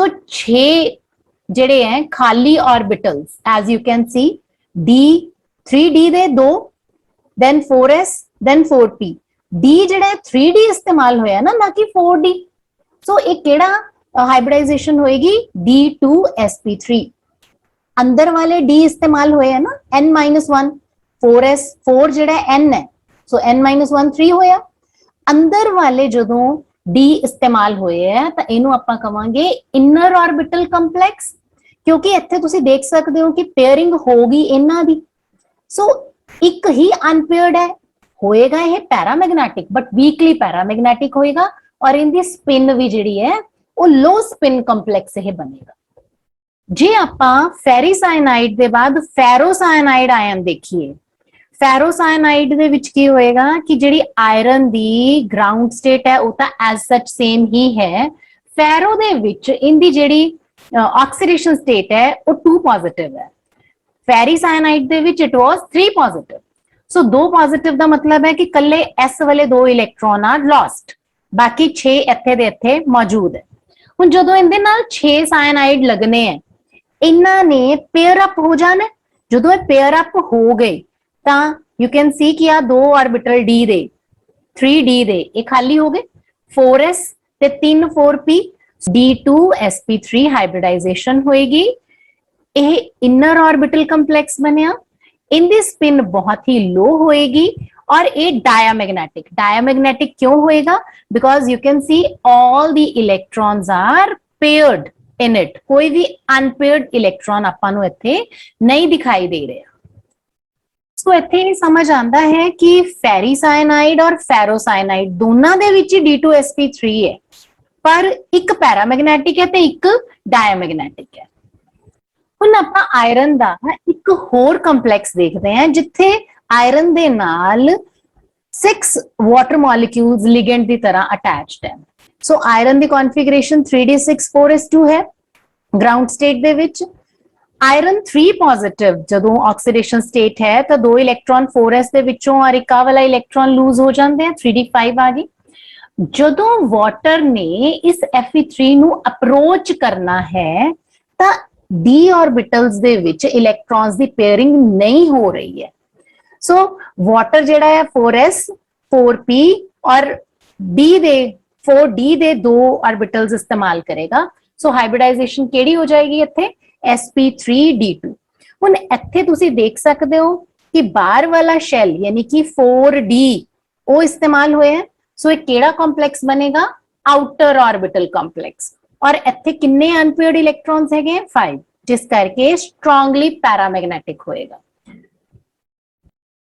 आयरन दे 3 एग्जांपल्स स्टडी करन दे बाद ਆਪਾਂ समझ ही सकते हैं कि VBT ਜਿਹੜੀ ਹੈ उन्हें काफी लिमिटेशंस है पहली गल तो यह है कि इस थ्योरी च assumptions ही बहुत ज्यादा है postulates घट है assumptions ज्यादा है दूजा ये वीकली पैरामैग्नेटिक स्ट्रांगली पैरामैग्नेटिक या डायमैग्नेटिक डिटेल्ड मैग्नेटिक प्रॉपर्टीज ਨੂੰ एक्सप्लेन नहीं कर सकती why कि मैग्नेटिक प्रॉपर्टीज च चेंज क्यों है then ਜਿਹੜੇ ਕੰਪਲੈਕਸਸ ਦੀਆਂ ਸਪੈਕਟਰਲ ਪ੍ਰੋਪਰਟੀਜ਼ ਹੈ ਨਾ ਵੀ ਜਿਸ ਤਰ੍ਹਾਂ ਆਇਰਨ ਦੇ ਨਾਲ 6 ਹੀ ਸਾਇਨਾਈਡ ਲੱਗੇ ਹੈ ਜਾਂ 6 ਹੀ ਵਾਟਰ ਲਿਗੈਂਡ ਲੱਗੇ ਹੈ ਤਾਂ ਆਇਰਨ ਦੀਆਂ ਹਾਈਬ੍ਰਿਡਾਈजेशन ਡਿਫਰੈਂਟ ਕਿਉਂ ਹੈ ਕਿਤੇ ਇਨਰ ਆਰਬਿਟਲ ਕੰਪਲੈਕਸ ਹੈ ਕਿਤੇ ਆਊਟਰ ਆਰਬਿਟਲ ਕੰਪਲੈਕਸ ਹੈ ਇਸ ਤਰ੍ਹਾਂ ਕਿਉਂ ਹੈ ਸੋ ਇਹ ਚੀਜ਼ ਨੇ ਐਕਸਪਲੇਨ ਕਰ ਸਕੇ ਨੈਕਸਟ ਜੇ ਆਪਾਂ ਸਾਇਨਾਈਡ ਲਗਾ ਦਿੰਨੇ ਆ ਤਾਂ ਆਇਰਨ ਦੇ ਇਲੈਕਟ੍ਰੋਨਸ ਜਿਹੜੇ ਆ ਉਹ ਪੇਅਰ ਅਪ ਹੋ ਜਾਂਦੇ ਆ ਜੇ ਆਪਾਂ ਵਾਟਰ ਲਗਾਉਂਦੇ ਤਾਂ ਪੇਅਰ ਅਪ ਨਹੀਂ ਹੁੰਦੇ ਕਹਿਣ ਦਾ ਮਤਲਬ ਇਹ ਹੈ ਕਿ VBT ਐਕਸਪਲੇਨ ਹੀ ਨਹੀਂ ਕਰ ਸਕਦੀ ਕਿ ਕਿਹੜਾ ਲਿਗੈਂਡ ਵੀਕ ਹੈ ਕਿਹੜਾ ਸਟਰੋਂਗ ਹੈ ਮੋਰਓਵਰ ਜਿਓਮੈਟਰੀ ਵੀ ਕਿਸੇ ਕੰਪਲੈਕਸ ਦੀ ਪ੍ਰੀਸਾਈਜ਼ਲੀ VBT ਦੱਸਣ ਦੇ ਵਿੱਚ ਅਸਮਰਥ ਹੈ ਸੋ VBT ਦੇ ਬਾਅਦ ਜਿਹੜੀ ਅਗਲੀ ਥਿਊਰੀ ਆਪਾਂ ਸਟੱਡੀ ਕਰਨੀ ਹੈ that is crystal field theory. Crystal field theory, yani CFT, was developed by H. Beth and V. Black. VBT और CFT ਦੇ ਵਿੱਚ ਮੇਨ ਡਿਫਰੈਂਸ ਕੀ ਹੈ ਕਿ VBT ਇਹ ਮੰਨਦੀ ਸੀ ਕਿ ਮੈਟਲ ਆਇਨ ਔਰ ਲਿਗੈਂਡ ਦੇ ਵਿੱਚ ਜਿਹੜੀ ਬੌਂਡਿੰਗ ਹੈ ਉਹ ਪਿਓਰਲੀ ਸ਼ੇਅਰਿੰਗ ਬੇਸਿਸ ਤੇ ਹੈ ਕੋਵੈਲੈਂਟ ਹੈ ਬਟ ਐਕਚੁਅਲੀ CFT ਇਹ ਮੰਨਦੀ ਹੈ ਕਿ ਮੈਟਲ ਔਰ ਲਿਗੈਂਡ ਦਾ ਜਿਹੜਾ ਬੌਂਡ ਹੈ ਉਹ ਆਇਨਿਕ ਇਨ ਨੇਚਰ ਹੈ ਕਿਉਂਕਿ CFT ਦੇ ਅਨੁਸਾਰ ਮੈਟਲ ਦੇ ਉੱਤੇ ਸੈਟਾਇਨ ਹੁੰਦਾ ਹੈ ਪੋਜ਼ਿਟਿਵ ਚਾਰਜ ਹੁੰਦਾ ਹੈ ਇਹਦੇ ਉੱਤੇ ਤੇ ਜੇ ਲਿਗेंड नेगेटिव है ਤਾਂ पॉजिटिव और नेगेटिव ਦੀ ਜਿਹੜੀ ਇੰਟਰੈਕਸ਼ਨ ਹੈ ਉਹ ਆਇਨਿਕ ਹੈ। ਔਰ ਜੇ लिगेंड न्यूट्रल भी है ਤਾਂ ਵੀ न्यूट्रल लिगेंड ਦੇ ਵਿੱਚ ਵੀ नेगेटिव और पॉजिटिव कंप्लीटली ना सी पार्शियल ਤਾਂ ਹੁੰਦਾ ਹੀ ਹੈ। सो नेगेटिव लिगेंड या न्यूट्रल लिगेंड दोनों दे cases they which he metal दे नाल जिहड़ी इंटरैक्शन है वो आयनिक इन नेचर ही हुंदी है। देन CFT दे अनुसार हर एक मैटल एटम कोले डी ऑर्बिटल्स 5 डी ऑर्बिटल्स का एक सैट हुंदा है और सारे डी ऑर्बिटल्स की जिहड़ी एनर्जी है इन्हां पंजां दी वो सेम हुंदी है, जिन्हों आपां डीजनरेट भी कह दिंदे हैं। डीजनरेट का मतलब सेम एनर्जी वाले ऑर्बिटल्स। जदों लिगेंड बेटा मैटल एटम नूं जे तां चारों पासियों दी अप्रोच कर रहा है, स्फेरिकली सिमेट्रिकल वे दे विच जे लिगेंड अप्रोच कर रहा है मैटल नूं, तां होएगा कि जिन्ने भी डी ऑर्बिटल्स दी एनर्जी है ना उन्हां दी एनर्जी जिहड़ी है वध जाएगी। क्यों वध जाएगी? क्योंकि जदों लिगेंड अप्रोच कर रहे हैं तां मैटल ऑर्बिटल्स दे विच जिहड़े इलैक्ट्रॉन है वो लिगेंड दे इलैक्ट्रॉन्स नाल रिपेल हो जाएंगे। इन्हां रिपल्शंस करके जिहड़ी डी ऑर्बिटल्स दी एनर्जी है वो इंक्रीज हो जाएगी। जे तां लिगेंड स्फेरिकली सिमेट्रिकल वे दे विच अप्रोच करे तां सारे डी ऑर्बिटल्स दी एनर्जी इक्वली रेज होएगी। पर आपां नूं पता है कि डी ऑर्बिटल्स दी जिहड़ी शेप है वो अलग-अलग एक्सिस दे अलोंग अलग-अलग हुंदी है। सो लिगेंड जिहड़ा अप्रोच करेगा, जे सपोज एक्स एक्सिस या वाई एक्सिस की तरफ तो लिगेंड अप्रोच कर रहे हैं तां मैटल दे जिहड़े डी ऑर्बिटल्स हैं वो अपनी अपनी एक्सिस दे अनुसार डिफरेंटली बिहेव करनगे। जदों डिफरेंटली बिहेव करनगे तां degeneracy of 5 D orbitals is broken ते दो नवे सैट डी ऑर्बिटल्स दे बन जांदे हैं जिन्हां नूं असीं कहने हैं T2G and EG। Metal ion दे डी ऑर्बिटल्स दी जदों एनर्जी स्फेरिकल क्रिस्टल फील्ड दे विच वध जांदी है, जदों लिगेंड अप्रोच कीता तां ये 5 ऑर्बिटल दो सैट च डिवाइड हो गए। एक सैट है T2G, दूसरा सैट है EG। T2G दी जिहड़ी एनर्जी है वो डी ऑर्बिटल्स दी एवरेज एनर्जी दे नालों 2/5 ट्रायंगल O यानी ऑक्टाहेड्रल फील्ड दे विच जिहड़ी एनर्जी है वो 2/5 ट्रायंगल O घट गई बैरी सेंटर तो। बैरी सेंटर की है कि average energy of D orbitals does not change, मान के चल रही है CFT। तो जिहड़े EG ऑर्बिटल्स हैं उन्हां दी एनर्जी बैरी सेंटर तो 3/5 ट्रायंगल O इन्नी ही वध हुंदी है। इस एनर्जी गैप नूं कहा जाता है क्रिस्टल फील्ड स्प्लिटिंग। और जिहड़ी इत्थे क्रिस्टल फील्ड स्प्लिटिंग ते एनर्जी रिलीज हुई है उस एनर्जी नूं आपां CFSE कहने हैं। ऑक्टाहेड्रल फील्ड दे विच आपां इहनूं ट्रायंगल O दे नाल रिप्रेजेंट करदे हैं। ते जे आपां ऑक्टाहेड्रल फील्ड दे बजाए टेट्राहेड्रल फील्ड देखदे हैं ना तो उत्थे कुछ इस तो अलग सीन देखण नूं मिलदा है। डी ऑर्बिटल्स दी डीजनरेसी उत्थे भी ब्रेक हुई है, बट जिहड़ा टेट्राहेड्रल फील्ड है उत्थे जिहड़ा ये एनर्जी गैप है ये ऑक्टाहेड्रल दे नालों कंपैरेटिवली घट हुंदा है। आपां देखते हैं कि ट्रायंगल T यानी CFSE produced in tetrahedral field is 4/9 times CFSE produced in octahedral field. उन्हें एनर्जी घट क्यों हुंदी है? इनके दो कारण है। एक तो ऑक्टाहेड्रल फील्ड दे विच 6 लिगेंड है और टेट्राहेड्रल फील्ड दे विच 4 लिगेंड है। 6 लिगेंड स्ट्रॉन्ग फील्ड अप्लाई करेंगे, 4 लिगेंड कंपैरेटिवली घट फील्ड अप्लाई करेंगे। दूसरी जिहड़ी मेन गल है ना कि 4 लिगेंड टेट्राहेड्रल फील्ड दे विच अप्रोच तां कर रहे हैं बट उन्हां चों कोई भी towards the metal atom directly approach नहीं कर रहा। सो इस करके टेट्राहेड्रल फील्ड दे विच जिहड़ी स्प्लिटिंग एनर्जी प्रोड्यूस हुई है दैट इज लेस। तो आपां इत्थे एक होर चेंज देखते हैं कि उत्थे देखिया सी ऑक्टाहेड्रल फील्ड दे विच कि 3 ऑर्बिटल्स नीचे सीगे, इत्थे बेटा 2 ऑर्बिटल्स यानी कि EG ऑर्बिटल्स नीचे वाल नूं है और ऊपर वाल नूं है T2G। इनका मेन रीजन यही है कि जदों लिगेंड डी ऑर्बिटल्स वाल अप्रोच कर रहा है ਤਾਂ ਜਿਹੜੇ d orbitals ਦੀ shape ਹੈ ਉਹ इंटरैक्शन ਦਾ ਲੈਵਲ ਡਿਸਾਈਡ ਕਰਦੀ ਹੈ। ਜੇ ਟੈਟਰਾहेड्रल लिगेंड्स है ना तो ਜਿਹੜੇ ਬਿਟਵੀਨ ਦੀ ਲੋਬਸ ਹੈ ਉੱਥੇ ਜ਼ਿਆਦਾ ਇੰਟਰੈਕਟ ਕਰਨਗੇ, ਐਜ਼ ਅ ਰਿਜ਼ਲਟ ਜ਼ਿਆਦਾ ਰਿਪਲਸ਼ਨ ਹੋਏਗੀ dxy dxz ਔਰ dyz ਦੇ ਵਿੱਚ। ਸੋ ਇਹਨਾਂ ਦੀ એનર્ਜੀ ਜਿਹੜੀ ਹੈ ਉਹ ਜ਼ਿਆਦਾ ਹੋ ਜਾਏਗੀ, ਔਰ ਜਦਕਿ ਜਿਹੜੇ ਅਲੋਂਗ ਦੀ ਐਕਸਿਸ ਹੈ ਉਹਨਾਂ ਦੇ ਵਿੱਚ ਇੰਟਰੈਕਸ਼ਨ ਘੱਟ ਹੋਏਗੀ, ਔਰ ਇੰਟਰੈਕਸ਼ਨ ਘੱਟ ਹੋਣ ਕਰਕੇ ਰਿਪਲਸ਼ਨ ਘੱਟ ਹੋਏਗੀ, ਤਾਂ ਇਹਨਾਂ ਦੀ energy will be lower than the barycentre. So ਇਹ ਆਪਾਂ ਮੇਨ ਚੀਜ਼ ਧਿਆਨ ਚ ਰੱਖਣੀ ਹੈ। CFT ਦੇ ਅਨੁਸਾਰ ਜੇ ਹੁਣ ਆਪਾਂ ਕੁਝ d orbitals ਦੀਆਂ ਬਣਨ ਵਾਲੇ ਉਹਨਾਂ ਤੋਂ ਕੰਪਲੈਕਸਸ ਦੀਆਂ ਜੇ ਇਲੈਕਟ੍ਰੋਨਿਕ ਸਟਰਕਚਰ ਤੇ ਪ੍ਰੋਪਰਟੀਜ਼ ਦੇਖੀਏ ਨਾ, ਤਾਂ ਆਪਾਂ ਨੂੰ ਕਾਫੀ ਚੀਜ਼ਾਂ ਐਕਸਪਲੇਨ ਹੁੰਦੀਆਂ ਨਜ਼ਰ ਆਉਂਦੀਆਂ। ਕਿਵੇਂ? ਦੇਖੋ, ਜਦੋਂ ਆਪਾਂ ਕਹਿੰਦੇ ਆ ਕਿ octahedral field ਹੈ ਤੇ orbitals ਜਿਹੜੇ ਹੈ ਉਹ ਦੋ ਸੈੱਟ ਚ ਡਿਵਾਈਡ ਹੋ ਗਏ, ਇੱਕ ਸੈੱਟ ਹੈ T2G ਔਰ ਦੂਸਰਾ ਸੈੱਟ ਹੈ EG। ਹੁਣ ਜਦੋਂ ਤਾਂ D ਦੇ ਵਿੱਚ ਕੇਵਲ ਇੱਕ ਇਲੈਕਟ੍ਰੋਨ ਹੈ ਤਾਂ T2G ਦੇ ਵਿੱਚ ਆ ਗਿਆ, ਦੋ ਇਲੈਕਟ੍ਰੋਨ ਹੈ ਤਾਂ ਉਹ ਪੇਅਰਿੰਗ ਨਹੀਂ ਹੁੰਦੀ, ਅਗਲੇ T2G ਚ ਚਲਾ ਗਿਆ ਹੁੰਡਸ ਰੂਲ ਦੇ ਅਨੁਸਾਰ, ਤੀਸਰਾ ਅਗਲੇ ਦੇ ਵਿੱਚ ਚਲਾ ਗਿਆ। ਸਵਾਲ ਉੱਠਦਾ ਹੈ ਜਿਹੜਾ ਚੌਥਾ ਇਲੈਕਟ੍ਰੋਨ ਹੈ ਕੀ ਉਹ EG ਦੇ ਵਿੱਚ ਜਾਏਗਾ ਜਾਂ ਇੱਥੇ ਹੀ ਪੇਅਰਿੰਗ ਹੋਏਗੀ? ਸੋ octahedral field ਦੇ ਵਿੱਚ ਦੋ ਪੋਸਿਬਿਲਿਟੀਜ਼ ਬਣ ਜਾਂਦੀਆਂ ਕਿ ਚੌਥਾ ਇਲੈਕਟ੍ਰੋਨ ਜਿਹੜਾ ਹੈ ਜਾਂ ਤਾਂ ਉਹ T2G ਚ ਪੇਅਰ ਅਪ ਕਰੇ ਜਾਂ ਉਹ EG ਦੇ ਵਿੱਚ ਜੰਪ ਕਰਕੇ ਚਲ ਜਾਵੇ। ਜੇ ਉਹ T2G ਦੇ ਵਿੱਚ ਪੇਅਰ ਅਪ ਹੁੰਦਾ ਤਾਂ ਕੀ ਹੋਏਗਾ? ਜਿਹੜੀਆਂ ਰਿਪਲਸ਼ਨਸ ਹੈ ਉਹ ਬਹੁਤ ਜ਼ਿਆਦਾ ਹੋ ਜਾਣਗੀਆਂ ਤੇ ਐਜ਼ ਅ ਰਿਜ਼ਲਟ ਜੇ ਇੱਥੇ ਚੌਥਾ ਇਲੈਕਟ੍ਰੋਨ ਆ ਗਿਆ ਰਿਪਲਸ਼ਨਸ ਬਹੁਤ ਜ਼ਿਆਦਾ ਹੋ ਜਾਣਗੀਆਂ ਬੇਟਾ ਇਹਨਾਂ ਇਲੈਕਟ੍ਰੋਨਸ ਦੇ ਵਿੱਚ, ਤੇ ਸਾਨੂੰ ਜੇ ਇਹਨੂੰ ਪੇਅਰਿੰਗ ਕਰਾਣੀ ਹੈ ਨਾ ਤਾਂ ਪੇਅਰਿੰਗ એનર્ਜੀ ਸਾਨੂੰ ਦੇਣੀ ਪਏਗੀ। ਸੋ ਜਿਹੜੀ એનર્ਜੀ ਰਿਕੁਆਇਰਡ ਹੈ ਇਸ ਟਾਈਮ ਤੇ ਪੇਅਰ ਅਪ ਕਰਨ ਦੇ ਲਈ ਉਸ એનર્ਜੀ ਨੂੰ ਆਪਾਂ ਕਹਿੰਦੇ ਆ ਪੇਅਰਿੰਗ એનર્ਜੀ। ਸੋ ਸੋਚ ਕੇ ਧਿਆਨ ਨਾਲ ਇਹਨੂੰ ਐਨਾਲਾਈਜ਼ ਕਰੋ।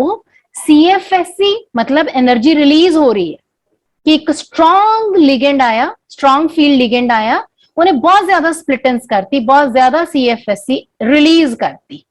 ਠੀਕ ਹੈ, ਜਿਹੜੀ CFSC released is more than pairing energy, ਅਗਰ ਇਹ ਕੇਸ ਹੈ if CFSC is more than pairing energy ਤਾਂ T2G ਦੇ ਵਿੱਚ ਪੇਅਰਿੰਗ ਹੋ ਜਾਏਗੀ, ਜਿੰਨੀ ਪੇਅਰਿੰਗ એનર્ਜੀ ਚਾਹੀਦੀ ਸੀ CFSC ਨੇ ਉਨੀ ਸਪਲਾਈ ਕਰਤੀ।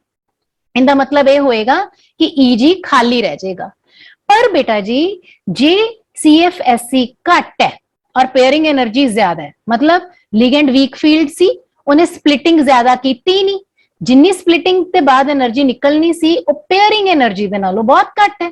ਸੋ ਇਹਦਾ ਮਤਲਬ ਪੇਅਰਿੰਗ ਹੋ ਨਹੀਂ ਸਕਦੀ T2G ਦੇ ਵਿੱਚ, ਤਾਂ ਇਲੈਕਟ੍ਰੋਨ ਜਿਹੜਾ ਹੈ ਚੌਥਾ ਇਲੈਕਟ੍ਰੋਨ ਉਹ EG ਵਿੱਚ ਜੰਪ ਕਰ ਜਾਏਗਾ ਤੇ ਬਹੁਤ ਜ਼ਿਆਦਾ ਅਨਪੇਅਰਡ ਇਲੈਕਟ੍ਰੋਨ ਹੋਣ ਕਰਕੇ ਹਾਈ ਸਪਿਨ ਕੰਪਲੈਕਸ ਬਣੇਗਾ। ਇਸੇ ਤਰੀਕੇ ਨਾਲ ਜਿਹੜਾ ਆਪਣਾ ਮੈਗਨੈਟਿਕ ਬਿਹੇਵੀਅਰ ਕੰਪਲੈਕਸਸ ਦੇ ਵਿੱਚ ਹੈ ਉਹ ਵੀ ਆਪਾਂ ਜਸਟੀਫਾਈ ਕਰ ਸਕਦੇ ਹਾਂ ਕਿ ਜੇ ਲਾਰਜ એનર્ਜੀ ਗੈਪ ਹੈ ਤਾਂ ਉਸ ਕੇਸ ਦੇ ਵਿੱਚ ਪੇਅਰਿੰਗ ਹੋਏਗੀ, ਪੇਅਰਿੰਗ ਹੋਣ ਦੇ ਕਰਕੇ ਸਪਿਨ ਜਿਹੜੀ ਆ ਉਹ ਲੋ ਹੋਏਗੀ। ਠੀਕ ਹੈ, ਪੇਅਰਿੰਗ ਹੋਗੀ ਨਾ। ਪਰ ਜੇ એનર્ਜੀ ਗੈਪ ਸਮਾਲ ਹੈ, ਇੱਥੇ એનર્ਜੀ ਗੈਪ ਜ਼ਿਆਦਾ ਹੈ, ਇੱਥੇ એનર્ਜੀ ਗੈਪ ਸਮਾਲ ਹੈ, ਜੇ ਸਮਾਲ એનર્ਜੀ ਗੈਪ ਹੈ ਤਾਂ CFSC ਜਿਹੜੀ ਹੈ ਉਹ ਪੇਅਰਿੰਗ એનર્ਜੀ ਨਹੀਂ ਸਪਲਾਈ ਕਰ ਪਾਉਂਦੀ, ਐਜ਼ ਅ ਰਿਜ਼ਲਟ EG ਦੇ ਵਿੱਚ ਇਲੈਕਟ੍ਰੋਨਸ ਚਲੇ ਜਾਣਗੇ ਤੇ ਇਹ ਜਿਹੜੇ ਕੰਪਲੈਕਸਸ ਹੈ they will be showing high spin. So ਇਹ ਯਾਦ ਰੱਖਣਾ ਹੈ ਜਦੋਂ CFSC ਦੀ ਵੈਲਿਊ ਬਹੁਤ ਜ਼ਿਆਦਾ ਹੈ ਤਾਂ ਲੋ ਸਪਿਨ ਕੰਪਲੈਕਸ ਬਣੇਗਾ, ਔਰ ਜਦੋਂ CFSC ਦੀ ਵੈਲਿਊ ਲੋ ਹੈ ਤਾਂ ਹਾਈ ਸਪਿਨ ਕੰਪਲੈਕਸ ਬਣੇਗਾ। ਨਾਓ ਵੀ ਵਿਲ ਸਟੱਡੀ ਕਿ ਕਿਹੜੇ-ਕਿਹੜੇ ਫੈਕਟਰਸ ਹੈ ਜਿਹੜੇ CFSC ਦੀ ਅਮਾਉਂਟ ਨੂੰ ਡਿਸਾਈਡ ਕਰਦੇ ਹੈ। ਇਹ ਚਾਰ ਫੈਕਟਰ ਹੈ ਕੁੱਲ ਮਿਲਾ ਕੇ ਬੇਟਾ। पहला है नेचर ऑफ लिगेंड, दूसरा है कि मेटल दी ऑक्सीडेशन स्टेट केड़ी है, तीसरा है कि मेटल एटम केड़ी ट्रांजिशन सीरीज नु बिलोंग करता है, 3D नु 4D नु या 5D नु, चौथा है ज्योमेट्री ऑफ कोऑर्डिनेशन एंटिटी। इतना मतलब ये है कि लिगेंड जिहड़ा है वो ऑक्टाहेड्रल फील्ड च आ रहा है या टेट्राहेड्रल फील्ड च आ रहा है। सो सब तो पहला आपां देखते हैं nature of ligand. Nature of ligand दे विच ये ध्यान च रखो कि ਜਦੋਂ ਲਿਗੈਂਡ ਨੇ ਮੈਟਲ ਨੂੰ ਅਪਰੋਚ ਕਰਨਾ ਹੈ, ਜਿੰਨੀ ਆਸਾਨੀ ਦੇ ਨਾਲ ਉਹ ਲਿਗੈਂਡ ਜਿਹੜਾ ਮੈਟਲ ਦੇ ਡੀ ਆਰਬਿਟਲਸ ਨੂੰ ਅਪਰੋਚ ਕਰ ਜਾਏਗਾ, ਉਹਨਾਂ ਨਾਲ ਇੰਟਰੈਕਟ ਕਰੇਗਾ, ਉਨੀ ਹੀ ਜ਼ਿਆਦਾ CFSC ਹੋਏਗੀ। ਮਤਲਬ ਉਹ ਲਿਗੈਂਡ ਜਿਹੜਾ ਹੈ ਉਹਦਾ ਫੀਲਡ ਉਨਾ ਹੀ ਜ਼ਿਆਦਾ ਸਟਰੋਂਗ ਹੋਏਗਾ। ਇਹਦਾ ਮਤਲਬ ਇਹ ਹੋਇਆ ਕਿ ਵੀਕ ਫੀਲਡ ਲਿਗੈਂਡ ਕਿਹੜੇ ਹੋਏ, ਜਿਹੜੇ ਕਿ ਬਹੁਤ ਹੀ ਘੱਟ CFSC ਪ੍ਰੋਡਿਊਸ ਕਰ ਰਹੇ ਆ। ਸੋ ਇਸ ਤਰੀਕੇ ਨਾਲ ਆਪਾਂ ਲਿਗੈਂਡਸ ਨੂੰ ਉਹਨਾਂ ਦੀ CFSC ਦੇ ਮੈਗਨੀਟਿਊਡ ਦੇ ਆਧਾਰ ਤੇ ਇੱਕ ਸੀਰੀਜ਼ ਚ ਅਰੇਂਜ ਕਰ ਸਕਦੇ ਹਾਂ, ਜਿਹੜੇ ਕਿ ਵੀਕ ਫੀਲਡ ਲਿਗੈਂਡਸ ਤੋਂ ਸਟਰੋਂਗ ਫੀਲਡ ਲਿਗੈਂਡਸ ਵੱਲ ਜਾ ਰਹੀ ਹੈ। ਜਿਵੇਂ ਕਿ ਤੁਸੀਂ ਇੱਥੇ ਦੇਖ ਸਕਦੇ ਹੋ ਕਿ ਕਾਫੀ ਜ਼ਿਆਦਾ ਲਿਗੈਂਡਸ ਦੇ ਨਾਮ ਤੁਹਾਡੇ ਸਾਹਮਣੇ ਲਿਖੇ ਹੋਏ ਹੈ ਔਰ એનર્ਜੀ ਜਿਹੜੀ ਹੈ ਇਹਨਾਂ ਦੀ ਵੱਧਦੀ ਜਾ ਰਹੀ ਹੈ। ਸੋ ਸਟਰੋਂਗ ਫੀਲਡ ਲਿਗੈਂਡ ਕਿਹੜੇ ਹੋਏ, ਸਾਇਨਾਈਡ ਤੇ ਕਾਰਬਨ ਮੋਨੋਆਕਸਾਈਡ। ਕਾਰਬਨ ਮੋਨੋਆਕਸਾਈਡ ਨੂੰ ਬੇਟਾ ਆਪਾਂ ਕਾਰਬੋਨਿਲਸ ਵੀ ਕਹਿ ਦਿੰਦੇ ਆ। ਔਰ ਵੀਕ ਫੀਲਡ ਲਿਗੈਂਡ ਕਿਹੜੇ ਹੋਏ, ਜਿਵੇਂ ਆਇਓਡਾਈਡ ਹੈ, ਬ੍ਰੋਮਾਈਡ ਹੈ। ਸੋ ਇਸ arrangement of ligands on the basis of their magnitude of CFSC is called spectrochemical series। ਇਸ arrangement ਨੂੰ ਕਿਹਾ ਜਾਂਦਾ ਹੈ spectrochemical series, ਔਰ ਇਹ series ਜਿਹੜੀ ਹੈ experimentally determine ਕੀਤੀ ਜਾਂਦੀ ਹੈ। ਦੂਸਰਾ ਪੁਆਇੰਟ ਹੈ CFSC ਨੂੰ ਜਿਹੜਾ ਪ੍ਰਭਾਵਿਤ ਕਰਦਾ ਹੈ ਉਹ ਹੈ oxidation state of metal ion. Metal ion ਦੇ ਉੱਤੇ ਜਿੰਨਾ ਜ਼ਿਆਦਾ ਚਾਰਜ ਹੋਏਗਾ ਉਨੀ CFSC ਹਾਇਰ ਹੋਏਗੀ। ਜੇ ਆਪਾਂ Fe2 ਪੋਜ਼ਿਟਿਵ ਔਰ Fe3 ਪੋਜ਼ਿਟਿਵ ਦੇਖੀਏ ਨਾ, ਸੋ Fe3 ਪੋਜ਼ਿਟਿਵ ਜਿਹੜਾ ਹੈ ਉਹ ਜ਼ਿਆਦਾ CFSC ਪ੍ਰੋਡਿਊਸ ਕਰੇਗਾ। Next is transition series. ਜੇ ਮੈਟਲ 3D ਦੀ ਸੀਰੀਜ਼ ਨੂੰ ਬਿਲੋਂਗ ਕਰਦੀ ਹੈ, ਯਾਨੀ ਫਰਸਟ ਟ੍ਰਾਂਜੀਸ਼ਨ ਸੀਰੀਜ਼ ਨੂੰ ਬਿਲੋਂਗ ਕਰਦੀ ਹੈ, ਤਾਂ CFSC ਘੱਟ ਹੋਏਗੀ। ਔਰ ਜਿਵੇਂ ਜਿਵੇਂ ਸੀਰੀਜ਼ 4D ਤੋਂ 5D, ਮਤਲਬ ਇੱਕੋ ਹੀ ਆਕਸੀਡੇਸ਼ਨ ਸਟੇਟ ਜੇ ਆਪਾਂ ਦੇਖੀਏ ਗਰੁੱਪ 3 4 5 ਕਿਤੇ ਵੀ, ਤਾਂ ਇੱਕੋ ਆਕਸੀਡੇਸ਼ਨ ਸਟੇਟ ਦੇ ਵਿੱਚ ਜੇ ਤਾਂ ਮੈਟਲ ਐਟਮ 3D ਸੀਰੀਜ਼ ਦਾ ਹੈ ਤਾਂ CFSC ਘੱਟ ਹੋਏਗੀ, ਜੇ 4D ਦਾ ਹੈ ਤਾਂ ਜ਼ਿਆਦਾ ਹੋਏਗੀ, ਔਰ ਸਭ ਤੋਂ ਜ਼ਿਆਦਾ ਤਾਂ ਹੋਏਗੀ ਜੇ 5D ਸੀਰੀਜ਼ ਦਾ। ਜੇ 5D ਸੀਰੀਜ਼ ਵਾਲੇ ਮੈਟਲ ਆਇਨ ਜਿਹੜੇ ਆ CFSC ਬਹੁਤ ਜ਼ਿਆਦਾ ਪ੍ਰੋਡਿਊਸ ਕਰਦੇ ਆ ਨਾ, ਮਤਲਬ ਉਹ ਸਟਰੋਂਗ ਲਿਗੈਂਡ, ਸਟਰੋਂਗ ਫੀਲਡ ਲਿਗੈਂਡ ਹੋਏ, ਸੋ ਐਜ਼ ਅ ਰਿਜ਼ਲਟ ਉਹ ਲੋ ਸਪਿਨ ਕੰਪਲੈਕਸ ਬਣਾਉਣਗੇ। ਠੀਕ ਹੈ, ਇਹ ਯਾਦ ਰੱਖਣਾ ਹੈ ਕਿ ਜਿਹੜੇ ਵੀ ਮੈਂਬਰ 5D ਸੀਰੀਜ਼ ਦੇ ਹੋਣਗੇ ਉਹ ਲੋ ਸਪਿਨ ਕੰਪਲੈਕਸ ਕਿਉਂ ਬਣਾਉਣਗੇ, ਕਿਉਂਕਿ ਉਹਨਾਂ ਦੀ ਜਿਹੜੀ CFSC ਹੈ ਉਹ ਕਾਫੀ ਹਾਈ ਹੋਏਗੀ। ਲਾਸਟ ਆ ਜਾਂਦਾ ਹੈ ਕਿ ਕੋਆਰਡੀਨੇਸ਼ਨ ਐਂਟੀਟੀ ਦੀ ਜਿਓਮੈਟਰੀ ਕੀ ਹੈ। ਬੇਟਾ ਆਕਟਾਹੈਡਰਲ ਫੀਲਡ ਜਿਹੜਾ ਆਪਾਂ ਪੜ ਚੁੱਕੇ ਹਾਂ ਕਿ ਉਹ ਮੋਰ CFSC ਪ੍ਰੋਡਿਊਸ ਕਰਦਾ ਹੈ ਦੈਨ ਟੈਟਰਾਹੈਡਰਲ ਫੀਲਡ। ਇਸ ਫਾਰਮੂਲੇ ਨੂੰ ਹਮੇਸ਼ਾ ਧਿਆਨ ਚ ਰੱਖਣਾ ਹੈ ਕਿ ਟੈਟਰਾਹੈਡਰਲ ਫੀਲਡ ਦੀ ਜਿਹੜੀ CFSC ਹੈ ਉਹ ਆਕਟਾਹੈਡਰਲ ਫੀਲਡ ਦੇ ਨਾਲੋਂ 4/9 ਹਿੱਸਾ ਜਿਹੜਾ ਉਹ ਅਪਰੋਕਸੀਮੇਟਲੀ ਇਕੁਅਲ ਆਪਾਂ ਕਹਿੰਦੇ ਆ ਇੱਥੇ। ਕ੍ਰਿਸਟਲ ਫੀਲਡ ਥਿਊਰੀ ਦੇ ਅਨੁਸਾਰ ਜਿਹੜੇ ਕੰਪਲੈਕਸਸ ਹੈ ਉਹਨਾਂ ਦਾ ਕਲਰ ਜਿਹੜਾ ਹੈ ਉਹ ਐਕਸਪਲੇਨ ਕੀਤਾ ਜਾਂਦਾ ਹੈ ਉਹ ਵੀ ਇਸੇ ਤਰੀਕੇ ਦੇ ਨਾਲ ਕਿ ਜਿਹੜੀ ਡੀ ਆਰਬਿਟਲਸ ਦੀ ਡੀਜਨਰੇਸੀ ਹੈ ਉਹ ਬ੍ਰੇਕਡਾਊਨ ਹੋ ਗਈ ਜਦੋਂ ਲਿਗੈਂਡ ਅਪਰੋਚ ਕੀਤੇ, ਤਾਂ ਦੋ ਸੈੱਟ ਬਣ ਗਏ। ਜਦੋਂ ਇਲੈਕਟ੍ਰੋਨ ਡੀ ਆਰਬਿਟਲਸ ਦੇ ਵਿੱਚ T2G ਚ ਮੌਜੂਦ ਹੈ ਤੇ ਵਿਜ਼ੀਬਲ ਲਾਈਟ ਇਹਦੇ ਉੱਤੇ ਪਈ, ਹੁਣ ਜਿਹੜਾ એનર્ਜੀ ਗੈਪ ਹੈ, this energy gap is very small. ਇੰਨੇ ਕ એનર્ਜੀ ਗੈਪ ਨੂੰ ਵਿਜ਼ੀਬਲ ਲਾਈਟ ਦੇ ਇੱਕ ਸੂਟੇਬਲ ਵੇਵਲੈਂਥ ਨੂੰ ਐਬਜ਼ੌਰਬ ਕਰਕੇ ਓਵਰਕਮ ਕੀਤਾ ਜਾ ਸਕਦਾ ਹੈ, ਤੇ ਐਜ਼ ਅ ਰਿਜ਼ਲਟ ਆਹ ਵਾਲਾ electron within the same d subshell ਇੱਕ ਆਰਬਿਟਲ ਤੋਂ ਜੰਪ ਕਰਕੇ ਦੂਸਰੇ d ਆਰਬਿਟਲ ਵੱਲ ਚਲਾ ਗਿਆ within the same d subshell। ਇਸ ਨੂੰ ਆਪਾਂ ਕਹਿੰਦੇ ਆ dd transition। ਔਰ ਜਦੋਂ ਵਿਜ਼ੀਬਲ ਲਾਈਟ ਦਾ ਇੱਕ ਕੰਪੋਨੈਂਟ ਇਸ dd transition ਨੂੰ ਕਰਨ ਦੇ ਲਈ ਯੂਜ਼ ਹੋ ਗਿਆ ਤਾਂ ਜਿਹੜੇ ਬਾਕੀ ਕੰਪੋਨੈਂਟ ਹੈ ਉਹ ਟ੍ਰਾਂਸਮਿਟ ਹੋ ਜਾਣਗੇ। ਜਿਹੜੀ ਟ੍ਰਾਂਸਮਿਟਡ ਲਾਈਟ ਹੈ ਉਹ ਐਕਚੁਅਲੀ ਕੰਪਲੈਕਸਸ ਨੂੰ ਕਲਰ ਦਿੰਦੀ ਹੈ, ਤੇ ਜਿੰਨੇ ਵੀ ਆਪਾਂ ਜੈਮ ਸਟੋਨਸ ਦੇਖਦੇ ਆ ਨਾ ਉਹਨਾਂ ਦੇ ਕਲਰਸ ਵੀ dd ਟ੍ਰਾਂਜੀਸ਼ਨਸ ਕਰਕੇ ਹੀ ਹੁੰਦੇ ਆ। ਹੁਣ ਜੇ ਆਪਾਂ ਦੇਖੀਏ ਕੋਰੰਡਮ ਯਾਨੀ ਕਿ ਐਲੂਮੀਨੀਅਮ ਆਕਸਾਈਡ ਦਾ ਇੱਕ ਜੈਮ, ਇਹ ਟ੍ਰਾਂਸਪੇਰੈਂਟ ਹੁੰਦਾ ਹੈ, ਪਰ ਜਦੋਂ ਕੋਰੰਡਮ ਦੇ ਵਿੱਚ ਕ੍ਰੋਮੀਅਮ 3 ਪੋਜ਼ਿਟਿਵ ਦੀ ਕਿਤੇ ਕਿਤੇ ਇੰਪਿਉਰਿਟੀਜ਼ ਆ ਜਾਂਦੀਆਂ ਤਾਂ ਉਹਦੇ ਨਾਲ ਕੀ ਹੁੰਦਾ ਹੈ, ਬ੍ਰਿਲੀਅੰਟ ਰੈੱਡ ਕਲਰ ਮਿਲਦਾ ਹੈ, ਤੇ ਅਸੀਂ ਇਸ ਜੈਮ ਨੂੰ ਕਹਿੰਦੇ ਆ ਰੂਬੀ। ਇਸੇ ਤਰ੍ਹਾਂ ਬਿਰਾਈਲ ਨਾਮ ਦੇ ਮਿਨਰਲ ਦੇ ਵਿੱਚ ਜਦੋਂ ਕ੍ਰੋਮੀਅਮ 3 ਪੋਜ਼ਿਟਿਵ ਦੀ ਇੰਪਿਉਰਿਟੀ ਆ ਜਾਂਦੀ ਹੈ ਤਾਂ ਬਿਰਾਈਲ ਦਾ ਕਲਰ ਟ੍ਰਾਂਸਪੇਰੈਂਟ ਤੋਂ ਗ੍ਰੀਨ ਹੋ ਜਾਂਦਾ ਹੈ, ਔਰ ਅਸੀਂ ਇਸ ਜੈਮ ਨੂੰ ਪਪੂਲਰਲੀ ਐਮਰਾਲਡ ਦੇ ਨਾਮ ਦੇ ਨਾਲ ਜਾਣਦੇ ਹਾਂ। सो अपने इस चैप्टर दे विच नेक्स्ट टॉपिक आंदा है आइसोमरिज्म इन कोऑर्डिनेशन कंपाउंड्स। बेटा आइसोमर्स की हुंदे हैं जदों दो कंपाउंड जिन्हां दा मॉलिक्यूलर फार्मूला सेम होवे बट उन्हां दा अरेंजमेंट ऑफ एटम डिफरेंट होवे तो उन्होंने आपां कहने हैं आइसोमर्स और इस फिनोमिनन नूं कहा जाता है आइसोमरिज्म। आइसोमरिज्म कोऑर्डिनेशन कंपाउंड्स दे विच दो तरह दा हुंदा है, स्ट्रक्चरल आइसोमरिज्म ते स्टीरियो आइसोमरिज्म। स्ट्रक्चरल आइसोमरिज्म दियां फर्दर 4 टाइप्स होंदियां, किहड़ियां-किहड़ियां? Ionisation isomerism, hydrate isomerism, coordination isomerism और linkage isomerism. So first of all ionisation isomerism. Ionisation isomerism हुंदा है जदों दो कंपाउंड्स दा सेम मॉलिक्यूलर फार्मूला होवे but they give different ions in solution. देखो हुण कोबाल्ट दे नाल ब्रोमीन और 5 अमोनिया लगे, सल्फेट बाहर है, तो इस कंप्लेक्स दा same formula you can see cobalt दे नाल सल्फेट 5 अमोनिया पर ब्रोमीन बाहर है। कहने का मतलब ये है कि जदों आपां इस कंपाउंड नूं सॉल्यूशन च पावांगे तो सल्फेट दा आयन निकलेगा और जदों इस कंपाउंड नूं सॉल्यूशन च पावांगे तो ब्रोमाइड आयन निकलेंगे। इस कंपाउंड का रंग की है? रेडिश वायलेट, और इस कंपाउंड का रंग है रेड। सो इन्हां दोनों कंपाउंड्स का मॉलिक्यूलर फार्मूला सेम है but they produce different ions in solution. इस तरह के आइसोमरिज्म नूं आपां कहने हैं आयनाइजेशन आइसोमरिज्म। नेक्स्ट है सॉल्वेट आइसोमरिज्म। इत्थे भी बेटा इन्हां कंपाउंड्स का molecular formula will be same but they will be differing in number of solvent molecule present as ligand। ਹੁਣ ਜਿਵੇਂ ਆ ਦੋ ਕੰਪਾਊਂਡ ਦੇਖੋ, ਵਾਟਰ ਇੱਕ ਸੋਲਵੈਂਟ ਹੈ ਬਟ ਇੱਥੇ ਜਿਹੜੇ ਵਾਟਰ ਮੋਲੀਕਿਊਲ ਹੈ 6 ਵਾਟਰ ਮੋਲੀਕਿਊਲ ਐਜ਼ ਲਿਗੈਂਡ ਮੌਜੂਦ ਹੈ ਔਰ ਇੱਥੇ ਤੁਸੀਂ ਦੇਖ ਸਕਦੇ ਹੋ 5 ਵਾਟਰ ਮੋਲੀਕਿਊਲ ਐਜ਼ ਲਿਗੈਂਡ ਮੌਜੂਦ ਹੈ ਔਰ 6ਵਾਂ water molecule as water of crystallisation. ਇਹਦਾ ਰੰਗ ਵਾਇਲਟ ਹੈ, ਇਹਦਾ ਰੰਗ ਗ੍ਰੀਨ ਹੈ। ਫਾਰਮੂਲਾ ਦੋਨਾਂ ਦਾ ਹੀ ਸੇਮ ਹੈ बट ये दोनों डिफर कादे च करदे number of solvent molecule present as ligand.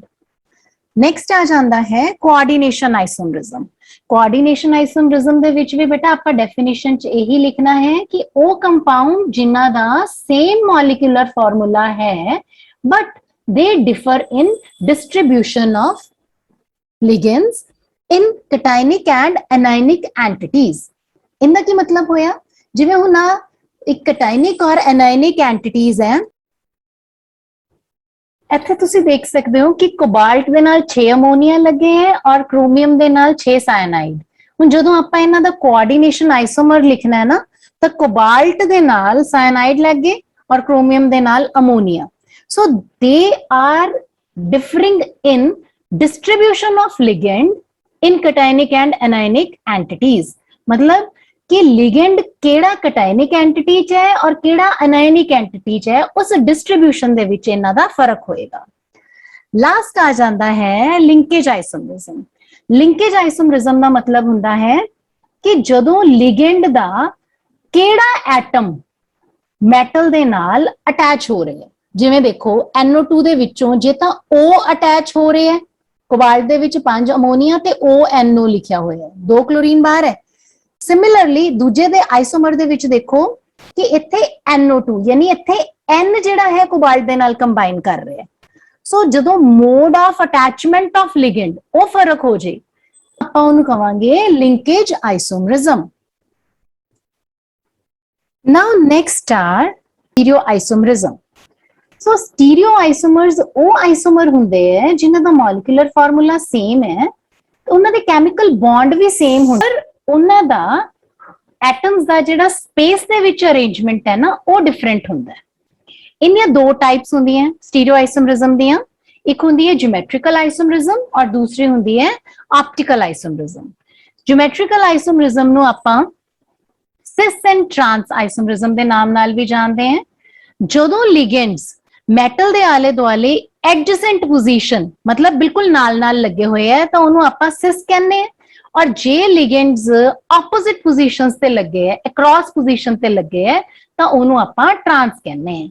जिवें स्क्वायर प्लेनर कंप्लेक्सेस दे विच मैटल दे आले दुआले 4 लिगेंड लगे ਹੁਣ ਜਿਹੜਾ ਆਪਣੇ ਕੋਲੇ ਇੱਥੇ ਪੋਜੀਸ਼ਨ 1 2 3 4 ਐਡਜੈਸੈਂਟ ਦਾ ਕੀ ਮਤਲਬ ਹੋਇਆ ਕਿ 1 और 2 2 और 3 3 और 4 4 और 1 मतलब जे इन्ना पोजीशंस ते सपोज ਇੱਥੇ ਵੀ क्लोरीन है ਇੱਥੇ भी क्लोरीन है या कह लो ਇੱਥੇ क्लोरीन है ਇੱਥੇ क्लोरीन है ਇੱਕੋ ਜੈਸਾ ਲਿਗੈਂਡ ਲੱਗਿਆ ਹੋਇਆ ਨਾ ਐਡਜੈਸੈਂਟ ਪੋਜੀਸ਼ਨ ਤੇ ਤਾਂ ਉਹਨਾਂ ਨੂੰ ਆਪਾਂ ਕਵਾਂਗੇ ਸਿਸ ਔਰ ਜੇ 1 और 3 क्लोरीन ਇੱਥੇ ਹੈ ਤੇ ਦੂਜਾ क्लोरीन ਇੱਥੇ ਹੈ ਤਾਂ ਉਹਨੂੰ ਆਪਾਂ ਕਵਾਂਗੇ ਟਰਾਂਸ ਜਾਂ ਕਹਿ ਲਓ ਕਿ ਇੱਕ क्लोरीन ਇੱਥੇ ਹੈ 2 ਪੋਜੀਸ਼ਨ ਤੇ ਇੱਕ 4 ਤੇ ਹੈ ਉਹਨੂੰ ਆਪਾਂ ਕਵਾਂਗੇ ਟਰਾਂਸ ऑक्टाहेड्रल ਕੰਪਲੈਕਸਸ ਦੇ ਕੇਸਿਸ ਚ ਕੀ ਹੋਏਗਾ ਮੈਟਲ ਦੇ ਆਲੇ ਦੁਆਲੇ 6 ਲਿਗੈਂਡਸ ਹੈ ਆਪਾਂ 1 2 3 4 5 6 ਹੁਣ ਇੱਥੇ ਧਿਆਨ ਦੇ ਨਾਲ ਤੁਸੀਂ ਜੇ ਦੇਖੋਗੇ ਤਾਂ 1 ਔਰ 2 ਪੋਜੀਸ਼ਨ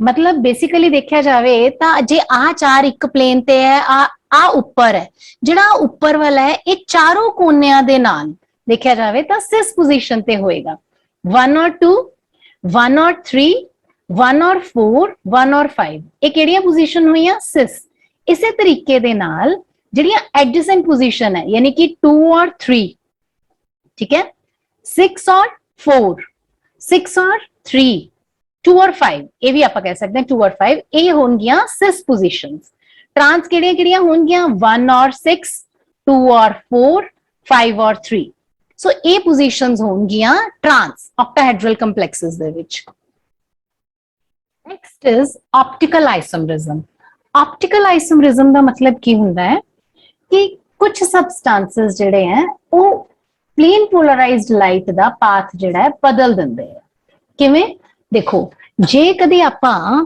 किसे कंपाउंड नू प्लेन पोलराइज्ड लाइट दे रस्ते च रखदे ते जे कंपाउंड लाइट दा रस्ता बदल दवे किसे एक दिशा वाल डेक्स्ट्रो जे ये राइट वाल मोड़दा है लीवो रोटेटरी जे ये लेफ्ट वाल नू रस्ता टर्न कर दिंदा है लाइट दा इस कंपाउंड नू आपां कवांगे ऑप्टिकली एक्टिव सबस्टेंस सो ਜਿਹੜੇ ऑप्टिकली एक्टिव सबस्टेंसेस ਹੁੰਦੇ ਆ ਨਾ ਇਹਨਾਂ ਦੇ ਦੋ ਤਰ੍ਹਾਂ ਦੇ ਇਨੈਂਸ਼ੀਓਮਰਸ ਹੁੰਦੇ ਆ ਇਨੈਂਸ਼ੀਓਮਰਸ ਮਤਲਬ ਕਿ ऑप्टिकली एक्टिव सबस्टेंस ਦੀਆਂ ਦੋ ਸ਼ਕਲਾਂ ਹੋ ਸਕਦੀਆਂ ਇੱਕ ਸ਼ਕਲ ਉਹ ਜਿਹੜੀ ਲਾਈਟ ਦੇ ਰਸਤੇ ਨੂੰ ਲੈਫਟ ਵੱਲ ਟਰਨ ਕਰੇਗੀ ਉਹਨੂੰ ਆਪਾਂ ਕਵਾਂਗੇ ਲੀਵੋ ਰੋਟੇਟਰੀ ਜਿਹੜਾ ਇਨੈਂਸ਼ੀਓਮਰ ਰਾਈਟ ਵੱਲ ਨੂੰ ਟਰਨ ਕਰੇਗਾ ਉਹਨੂੰ ਆਪਾਂ ਕਵਾਂਗੇ dextrorotatory so optical active substance की हुंदा है जेड़ा path of plane polarised light नु चेंज कर दवे ओ हुंदा है ऑप्टिकली एक्टिव सबस्टेंस दे दो रूप हो सकते हैं दो शक्लां दो आइसोमर हो सकते हैं इन्हां आइसोमर्स नु आपां कहने हैं enantiomers so enantiomer can be either dextrorotatory और इट कैन बी लीवोरोटेटरी और जे आपां दो इनैंशियोमर्स ਨੂੰ ਮਿਕਸ ਕਰ ਦਈਏ ਕੁਝ ਇਸ ਤਰੀਕੇ ਨਾਲ ਕਿ ਜਿਹੜਾ ਉਹਨਾਂ ਦਾ ਮਿਕਸਚਰ ਹੈ ਉਹਦੀ ਨੈਟ ਜਿਹੜੀ ਰੋਟੇਸ਼ਨ ਹੈ ਉਹ ਜ਼ੀਰੋ ਹੋ ਜਾਏ ਤਾਂ ਉਸ ਮਿਕਸਚਰ ਨੂੰ ਆਪਾਂ ਕਹਿੰਦੇ ਆ ਰੇਸਮਿਕ ਮਿਕਸਚਰ ਦਰਅਸਲ ਜਿਹੜੇ ਇਨੈਂशियोमर्स ਹੁੰਦੇ ਆ ਨਾ ਯਾਨੀ ਡੀ ਐਂਡ ਐਲ ਫਾਰਮ ਜਿਹੜੀਆਂ ਇਹ ਇਨੈਂशियोमर्स ਇੱਕ ਦੂਜੇ ਦੇ ਵਿੱਚ ਨਾਨ ਸੁਪਰ ਇੰਪੋਜ਼ੇਬਲ ਮਿਰਰ ਇਮੇजेस ਹੁੰਦੇ ਆ ਜਿਵੇਂ ਆਪਾਂ ਦੇਖਦੇ ਆ ਕਿ ਇੱਕ ਹੈਂਡ ਦਾ दूसरा हैंड मिरर इमेज है and they can not be superimposed as you can see कि अंगूठे जेड़े है जे आपां एक हाथ नू शीशे च रख के देखांगे वो इदां दा दिखेगा दूसरे हाथ वर्गा और जे एक इमेज नू आपां चक के दूसरे इमेज दे उत्ते रखांगे तो सुपर इंपोज नहीं करदी अंगूठे जेड़े है वो सैपरेट रह जांदे है so non superimposability of mirror image ਇਹ ਇੱਕ ਕੰਡੀਸ਼ਨ ਹੈ ਇਨੈਂਸ਼ੀਓਮੈਰਿਜ਼ਮ ਦੇ ਲਈ ਦੂਸਰੀ ਕੰਡੀਸ਼ਨ ਕੀ ਹੈ ਕਿ ਕਿਸੇ ਵੀ ਤਰ੍ਹਾਂ ਦਾ ਪਲੇਨ ਆਫ ਸਿਮੈਟਰੀ ਨਹੀਂ ਹੋਣਾ ਚਾਹੀਦਾ ਮਤਲਬ ਦ ਕੰਪਾਊਂਡ ਸ਼ੁੱਡ ਬੀ ਕਾਇਰਲ ਕਾਇਰਲ ਦਾ ਮਤਲਬ ਹੁੰਦਾ ਹੈ ਕਿ ਕਿਸੇ ਵੀ ਤਰ੍ਹਾਂ ਦੀ ਕੋਈ ਵੀ ਪਲੇਨ ਆਫ ਸਿਮੈਟਰੀ ਨਹੀਂ ਹੋਏਗੀ ਹੁਣ ਜੇ ਆਪਾਂ ਆਕਟਾਹੈਡਰਲ ਕੰਪਲੈਕਸਸ ਦੇਖੀਏ ਜਿੰਦੇ ਚ ਬਾਈਡੈਂਟੇਟ ਲਿਗੈਂਡ ਹੁੰਦੇ ਹੈ ਆ ਜਿਸ ਤਰ੍ਹਾਂ ਕੰਪਾਊਂਡ ਹੈ ਕੋਬਾਲਟ ਦੇ ਨਾਲ 3 ਇਥੇਨ 1,2 ਡਾਇਆਮੀਨ ਲੱਗੇ ਹੋਏ ਹੈ ਨਾਓ इस कंपाउंड दा मिरर इमेज आ वाला कंपाउंड आपां नूं दिख रहा है so this mirror image of each other they can not be super imposed ਤੁਸੀਂ ਇੱਕ ਇਮੇਜ ਨੂੰ ਚੱਕ ਕੇ ਜੇ ਦੂਜੇ ਉੱਤੇ ਰੱਖ ਕੇ ਦੇਖੋਗੇ ਤਾਂ ਤੁਹਾਨੂੰ ਦੋਨੋਂ ਦੇ ਪਾਰਟਸ ਸੈਪਰੇਟ ਦਿਖਣਗੇ, ਸੁਪਰ ਇੰਪੋਜ਼ ਨਹੀਂ ਹੋ ਸਕਦੇ। ਸੋ ਇੱਕ ਫਾਰਮ ਨੂੰ ਅਸੀਂ ਕਹਿੰਦੇ ਹਾਂ ਡੈਕਸਟਰੋ ਰੋਟੇਟਰੀ ਔਰ ਦੂਸਰੀ ਫਾਰਮ ਨੂੰ ਅਸੀਂ ਕਹਿੰਦੇ ਹਾਂ ਲੀਵੋ ਰੋਟੇਟਰੀ। ਨੋਟ ਕਰਨਾ ਬਹੁਤ ਇੰਟਰਸਟਿੰਗ ਹੈ ਕਿ ਆਪਟੀਕਲ ਆਈਸੋਮਰਿਜ਼ਮ ਟੈਟਰਾਹੈਡਰਲ ਕੰਪਲੈਕਸਸ ਦੇ ਵਿੱਚ ਆਬਜ਼ਰਵ ਨਹੀਂ ਕੀਤਾ ਜਾਂਦਾ, ਹਾਲਾਂਕਿ ਐਕਸਪੈਕਟ ਕੀਤਾ ਜਾਂਦਾ ਹੈ ਕਿਉਂਕਿ ਟੈਟਰਾਹੈਡਰਲ ਕੰਪਲੈਕਸਸ ਕੋਲੇ ਕੋਈ ਪਲੇਨ ਆਫ ਸਿਮੈਟਰੀ ਨਹੀਂ ਹੁੰਦਾ। ਦੇਖਦੇ ਹਾਂ ਕਿ ਟੈਟਰਾਹੈਡਰਲ ਕੰਪਲੈਕਸਸ ਆਪਟੀਕਲ ਆਈਸੋਮਰਸ ਨਹੀਂ ਸ਼ੋ ਕਰਦੇ, ਨਹੀਂ ਆਬਜ਼ਰਵ ਕਰਦੇ। ਕੁਝ ਕੇਸਿਸ ਦੇ ਵਿੱਚ ਦੇਖਿਆ ਜ਼ਰੂਰ ਗਿਆ ਹੈ, ਬਟ ਜਿਹੜੀ ਆਈਸੋਲੇਸ਼ਨ ਆਫ ਇਨੈਂਸ਼ੀਓਮਰਸ ਹੈ ਉਹ ਪੋਸੀਬਲ ਹੀ ਨਹੀਂ ਹੋ ਪਾਉਂਦੀ। ਸੋ ਕੋਆਰਡੀਨੇਸ਼ਨ ਕੰਪਾਊਂਡਸ ਚੈਪਟਰ ਦਾ ਨੈਕਸਟ ਟਾਪਿਕ ਹੈ ਮੈਟਲ ਕਾਰਬੋਨਲਸ। ਮੈਟਲ ਕਾਰਬੋਨਲਸ ਜਿਹੜੇ ਹੈ ਕੋਆਰਡੀਨੇਸ਼ਨ ਕੰਪਾਊਂਡਸ ਦੀ ਹੀ ਇੱਕ ਇੰਪੋਰਟੈਂਟ ਕਲਾਸ ਹੁੰਦੀ ਹੈ, ਜਿਨ੍ਹਾਂ ਵਿੱਚ ਕਾਰਬਨ ਮੋਨੋਆਕਸਾਈਡ ਇੱਕ ਲਿਗੈਂਡ ਦੇ ਤੌਰ ਤੇ ਐਕਟ ਕਰਦੀ ਹੈ। ਇਹਨਾਂ ਨੂੰ ਆਪਾਂ ਹੋਮੋਲੈਪਟਿਕ ਕਾਰਬੋਨਲਸ ਵੀ ਕਹਿ ਦਿੰਦੇ ਹਾਂ। ਮੈਟਲ ਕਾਰਬੋਨਲਸ ਦਾ ਸਟਰਕਚਰ ਕੁਝ ਇਸ ਤਰ੍ਹਾਂ ਦਾ ਹੁੰਦਾ ਹੈ ਕਿ ਕਾਰਬੋਨਲ ਯਾਨੀ ਕਿ carbon monoxide directly metal atom ਦੇ ਨਾਲ ਜੁੜੀ ਹੁੰਦੀ ਹੈ। ਕਈ ਵਾਰੀ ਮੈਟਲ ਐਟਮਸ ਆਪਸ ਦੇ ਵਿੱਚ ਵੀ ਬੌਂਡ ਬਣਾਉਂਦੇ ਆ। ਜਿੱਥੇ ਸਿੰਗਲ ਮੈਟਲ ਐਟਮ ਹੈ ਉਹਨੂੰ ਮੋਨੋਨਿਊਕਲੀਅਰ ਕਾਰਬੋਨਲ ਕਹਿੰਦੇ ਆ, ਔਰ ਜਿੱਥੇ ਜ਼ਿਆਦਾ ਇੱਕ ਤੋਂ ਜ਼ਿਆਦਾ ਮੈਟਲ ਐਟਮਸ ਹੋਣ ਉੱਥੇ ਆਪਾਂ ਪੋਲੀਨਿਊਕਲੀਅਰ ਮੈਟਲ ਕਾਰਬੋਨਲਸ ਕਹਿ ਦਿੰਦੇ ਆ। ਮੈਟਲ ਕਾਰਬੋਨਲਸ ਦੀ ਬੌਂਡਿੰਗ ਕਿਹੋ ਜਿਹੀ ਹੁੰਦੀ ਹੈ ਬੇਟਾ? ਇਹ ਕੈਮਿਸਟਰੀ ਦੇ ਵਿੱਚ ਕੁਝ ਯੂਨੀਕ ਤਰ੍ਹਾਂ ਦੀਆਂ ਬੌਂਡਿੰਗਸ ਦੇ ਵਿੱਚੋਂ ਇੱਕ ਹੈ। ਇਸ ਦੀ ਬੌਂਡਿੰਗ ਦੇ ਵਿੱਚ ਖਾਸ ਇਹ ਹੈ ਕਿ ਆਮ ਤੌਰ ਤੇ ਤਾਂ ਆਪਾਂ ਇਹ ਦੇਖਦੇ ਹਾਂ ਨਾ ਕਿ ਲਿਗੈਂਡ ਦਾ ਲੋਨ ਪੇਅਰ ਜਿਹੜਾ ਹੈ ਉਹ ਮੈਟਲ ਦੇ ਐਮਪਟੀ ਡੀ ਆਰਬਿਟਲਸ ਦੇ ਨਾਲ ਕੋਆਰਡੀਨੇਟ ਬੌਂਡ ਬਣਾ ਰਹੇ, ਇਲੈਕਟ੍ਰੋਨ ਇਹਨੂੰ ਦੇ ਰਹੇ। ਇੱਥੇ ਨੋਟ ਕਰਨ ਵਾਲੀ ਗੱਲ ਇਹ ਹੈ ਕਿ ਜਿਹੜੇ ਮੈਟਲ ਦੇ ਭਰੇ ਹੋਏ ਡੀ ਆਰਬਿਟਲਸ ਹੈ ਨਾ, ਉਹ ਜਿਹੜੇ ਕਾਰਬਨ ਮੋਨੋਆਕਸਾਈਡ ਦੇ vacant anti bonding molecular orbital ਹੈ ਉਹਨਾਂ ਨੂੰ ਇਲੈਕਟ੍ਰੋਨਸ ਦਿੰਦੇ ਆ। ਔਰ ਇਸ ਇਫੈਕਟ ਨੂੰ ਆਪਾਂ ਸਿਨਰਜਿਕ ਇਫੈਕਟ ਵੀ ਕਹਿੰਦੇ ਆ, ਕਈ ਵਾਰੀ ਇਹਨੂੰ ਬੈਕ ਬੌਂਡਿੰਗ ਵੀ ਕਹਿ ਦਿੰਦੇ ਆ।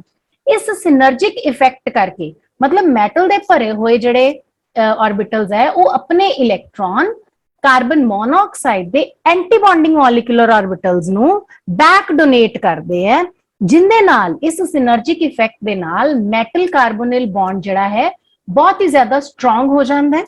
ਔਰ ਇਸ ਤਰ੍ਹਾਂ ਦੀ ਇੰਟਰੈਕਸ਼ਨ ਦੇ ਨਾਲ ਕੀ ਹੁੰਦਾ ਹੈ ਕਿ CFSE ਵੱਧ ਜਾਂਦੀ ਹੈ, ਮਤਲਬ ਕ੍ਰਿਸਟਲ ਫੀਲਡ ਸਪਲਿਟਿੰਗ એનર્ਜੀ ਕਾਫੀ ਜ਼ਿਆਦਾ ਵੱਧ ਜਾਂਦੀ ਹੈ, ਜਿਸ ਕਰਕੇ ਆਪਾਂ ਕਾਰਬਨ ਮੋਨੋਆਕਸਾਈਡ ਨੂੰ ਸਟਰੋਂਗ ਫੀਲਡ ਲਿਗੈਂਡ ਮੰਨਦੇ ਆ ਤੇ ਸਪੈਕਟ੍ਰੋਕੈਮੀਕਲ ਸੀਰੀਜ਼ ਦੇ ਵਿੱਚ ਇਹ ਸਭ ਤੋਂ ਲਾਸਟ 'ਚ ਮੌਜੂਦ ਹੁੰਦਾ ਹੈ।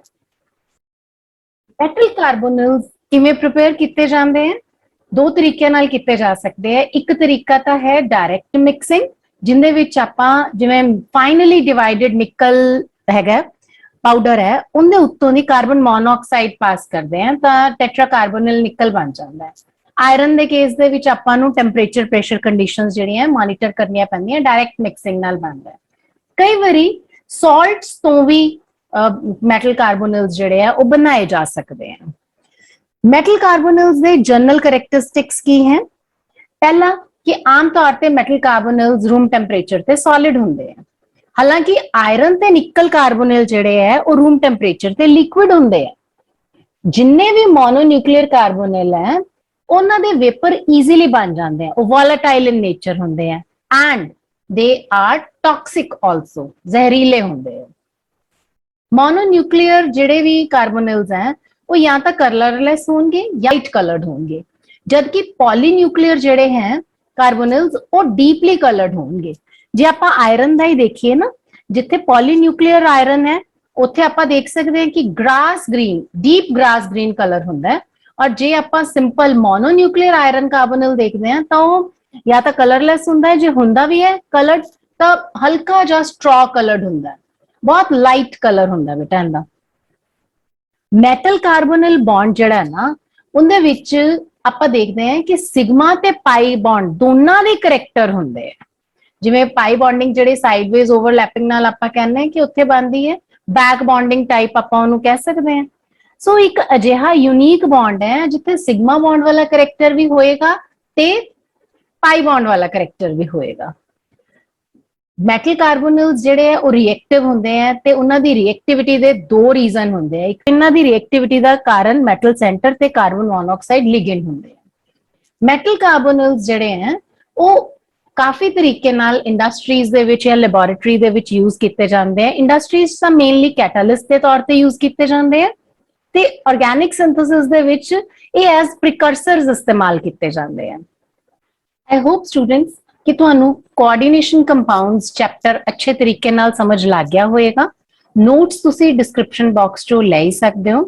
ਬਸ ਇੱਕ ਚੀਜ਼ ਦਾ ਧਿਆਨ ਰੱਖਣਾ ਹੈ ਬੇਟਾ ਕਿ ਤੁਸੀਂ ਜਦੋਂ ਨੋਮਨਕਲੇਚਰ ਜਾਂ ਆਈਸੋਮਰਿਜ਼ਮ ਦੀ ਪ੍ਰੈਕਟਿਸ ਕਰੋ ਤਾਂ ਮੈਕਸਿਮਮ ਐਗਜ਼ਾਮਪਲਸ ਜਿਹੜੀਆਂ ਉਹਨਾਂ ਨੂੰ ਕੰਸੀਡਰ ਕਰੋ। ਜਿੰਨੀ ਵਾਰੀ ਵੱਧ ਹੋ ਸਕਦਾ ਉਨੀ ਵਾਰੀ ਪ੍ਰੈਕਟਿਸ ਕਰੋ ਔਰ ਜੇ ਕਿਤੇ ਤੁਹਾਨੂੰ ਕੋਈ ਪੁਆਇੰਟ ਨਹੀਂ ਸਮਝ ਲੱਗ ਰਿਹਾ ਤਾਂ ਤੁਸੀਂ ਵੀਡੀਓ ਪੌਜ਼ ਕਰਕੇ ਉਤੋਂ ਦੀ ਅੱਛੀ ਤਰ੍ਹਾਂ ਉਹਨੂੰ ਨੋਟ ਕਰੋ ਤਾਂ ਕਿ ਤੁਹਾਨੂੰ ਅੱਛੀ ਤਰ੍ਹਾਂ ਕਨਸੈਪਟ ਸਮਝ ਲੱਗ ਜਾਏ। ਨੋਟਸ ਤੁਸੀਂ ਡਿਸਕ੍ਰਿਪਸ਼ਨ ਬਾਕਸ 'ਚ ਬੇਟਾ ਲੈ ਸਕਦੇ ਹੋ। So thanks for watching.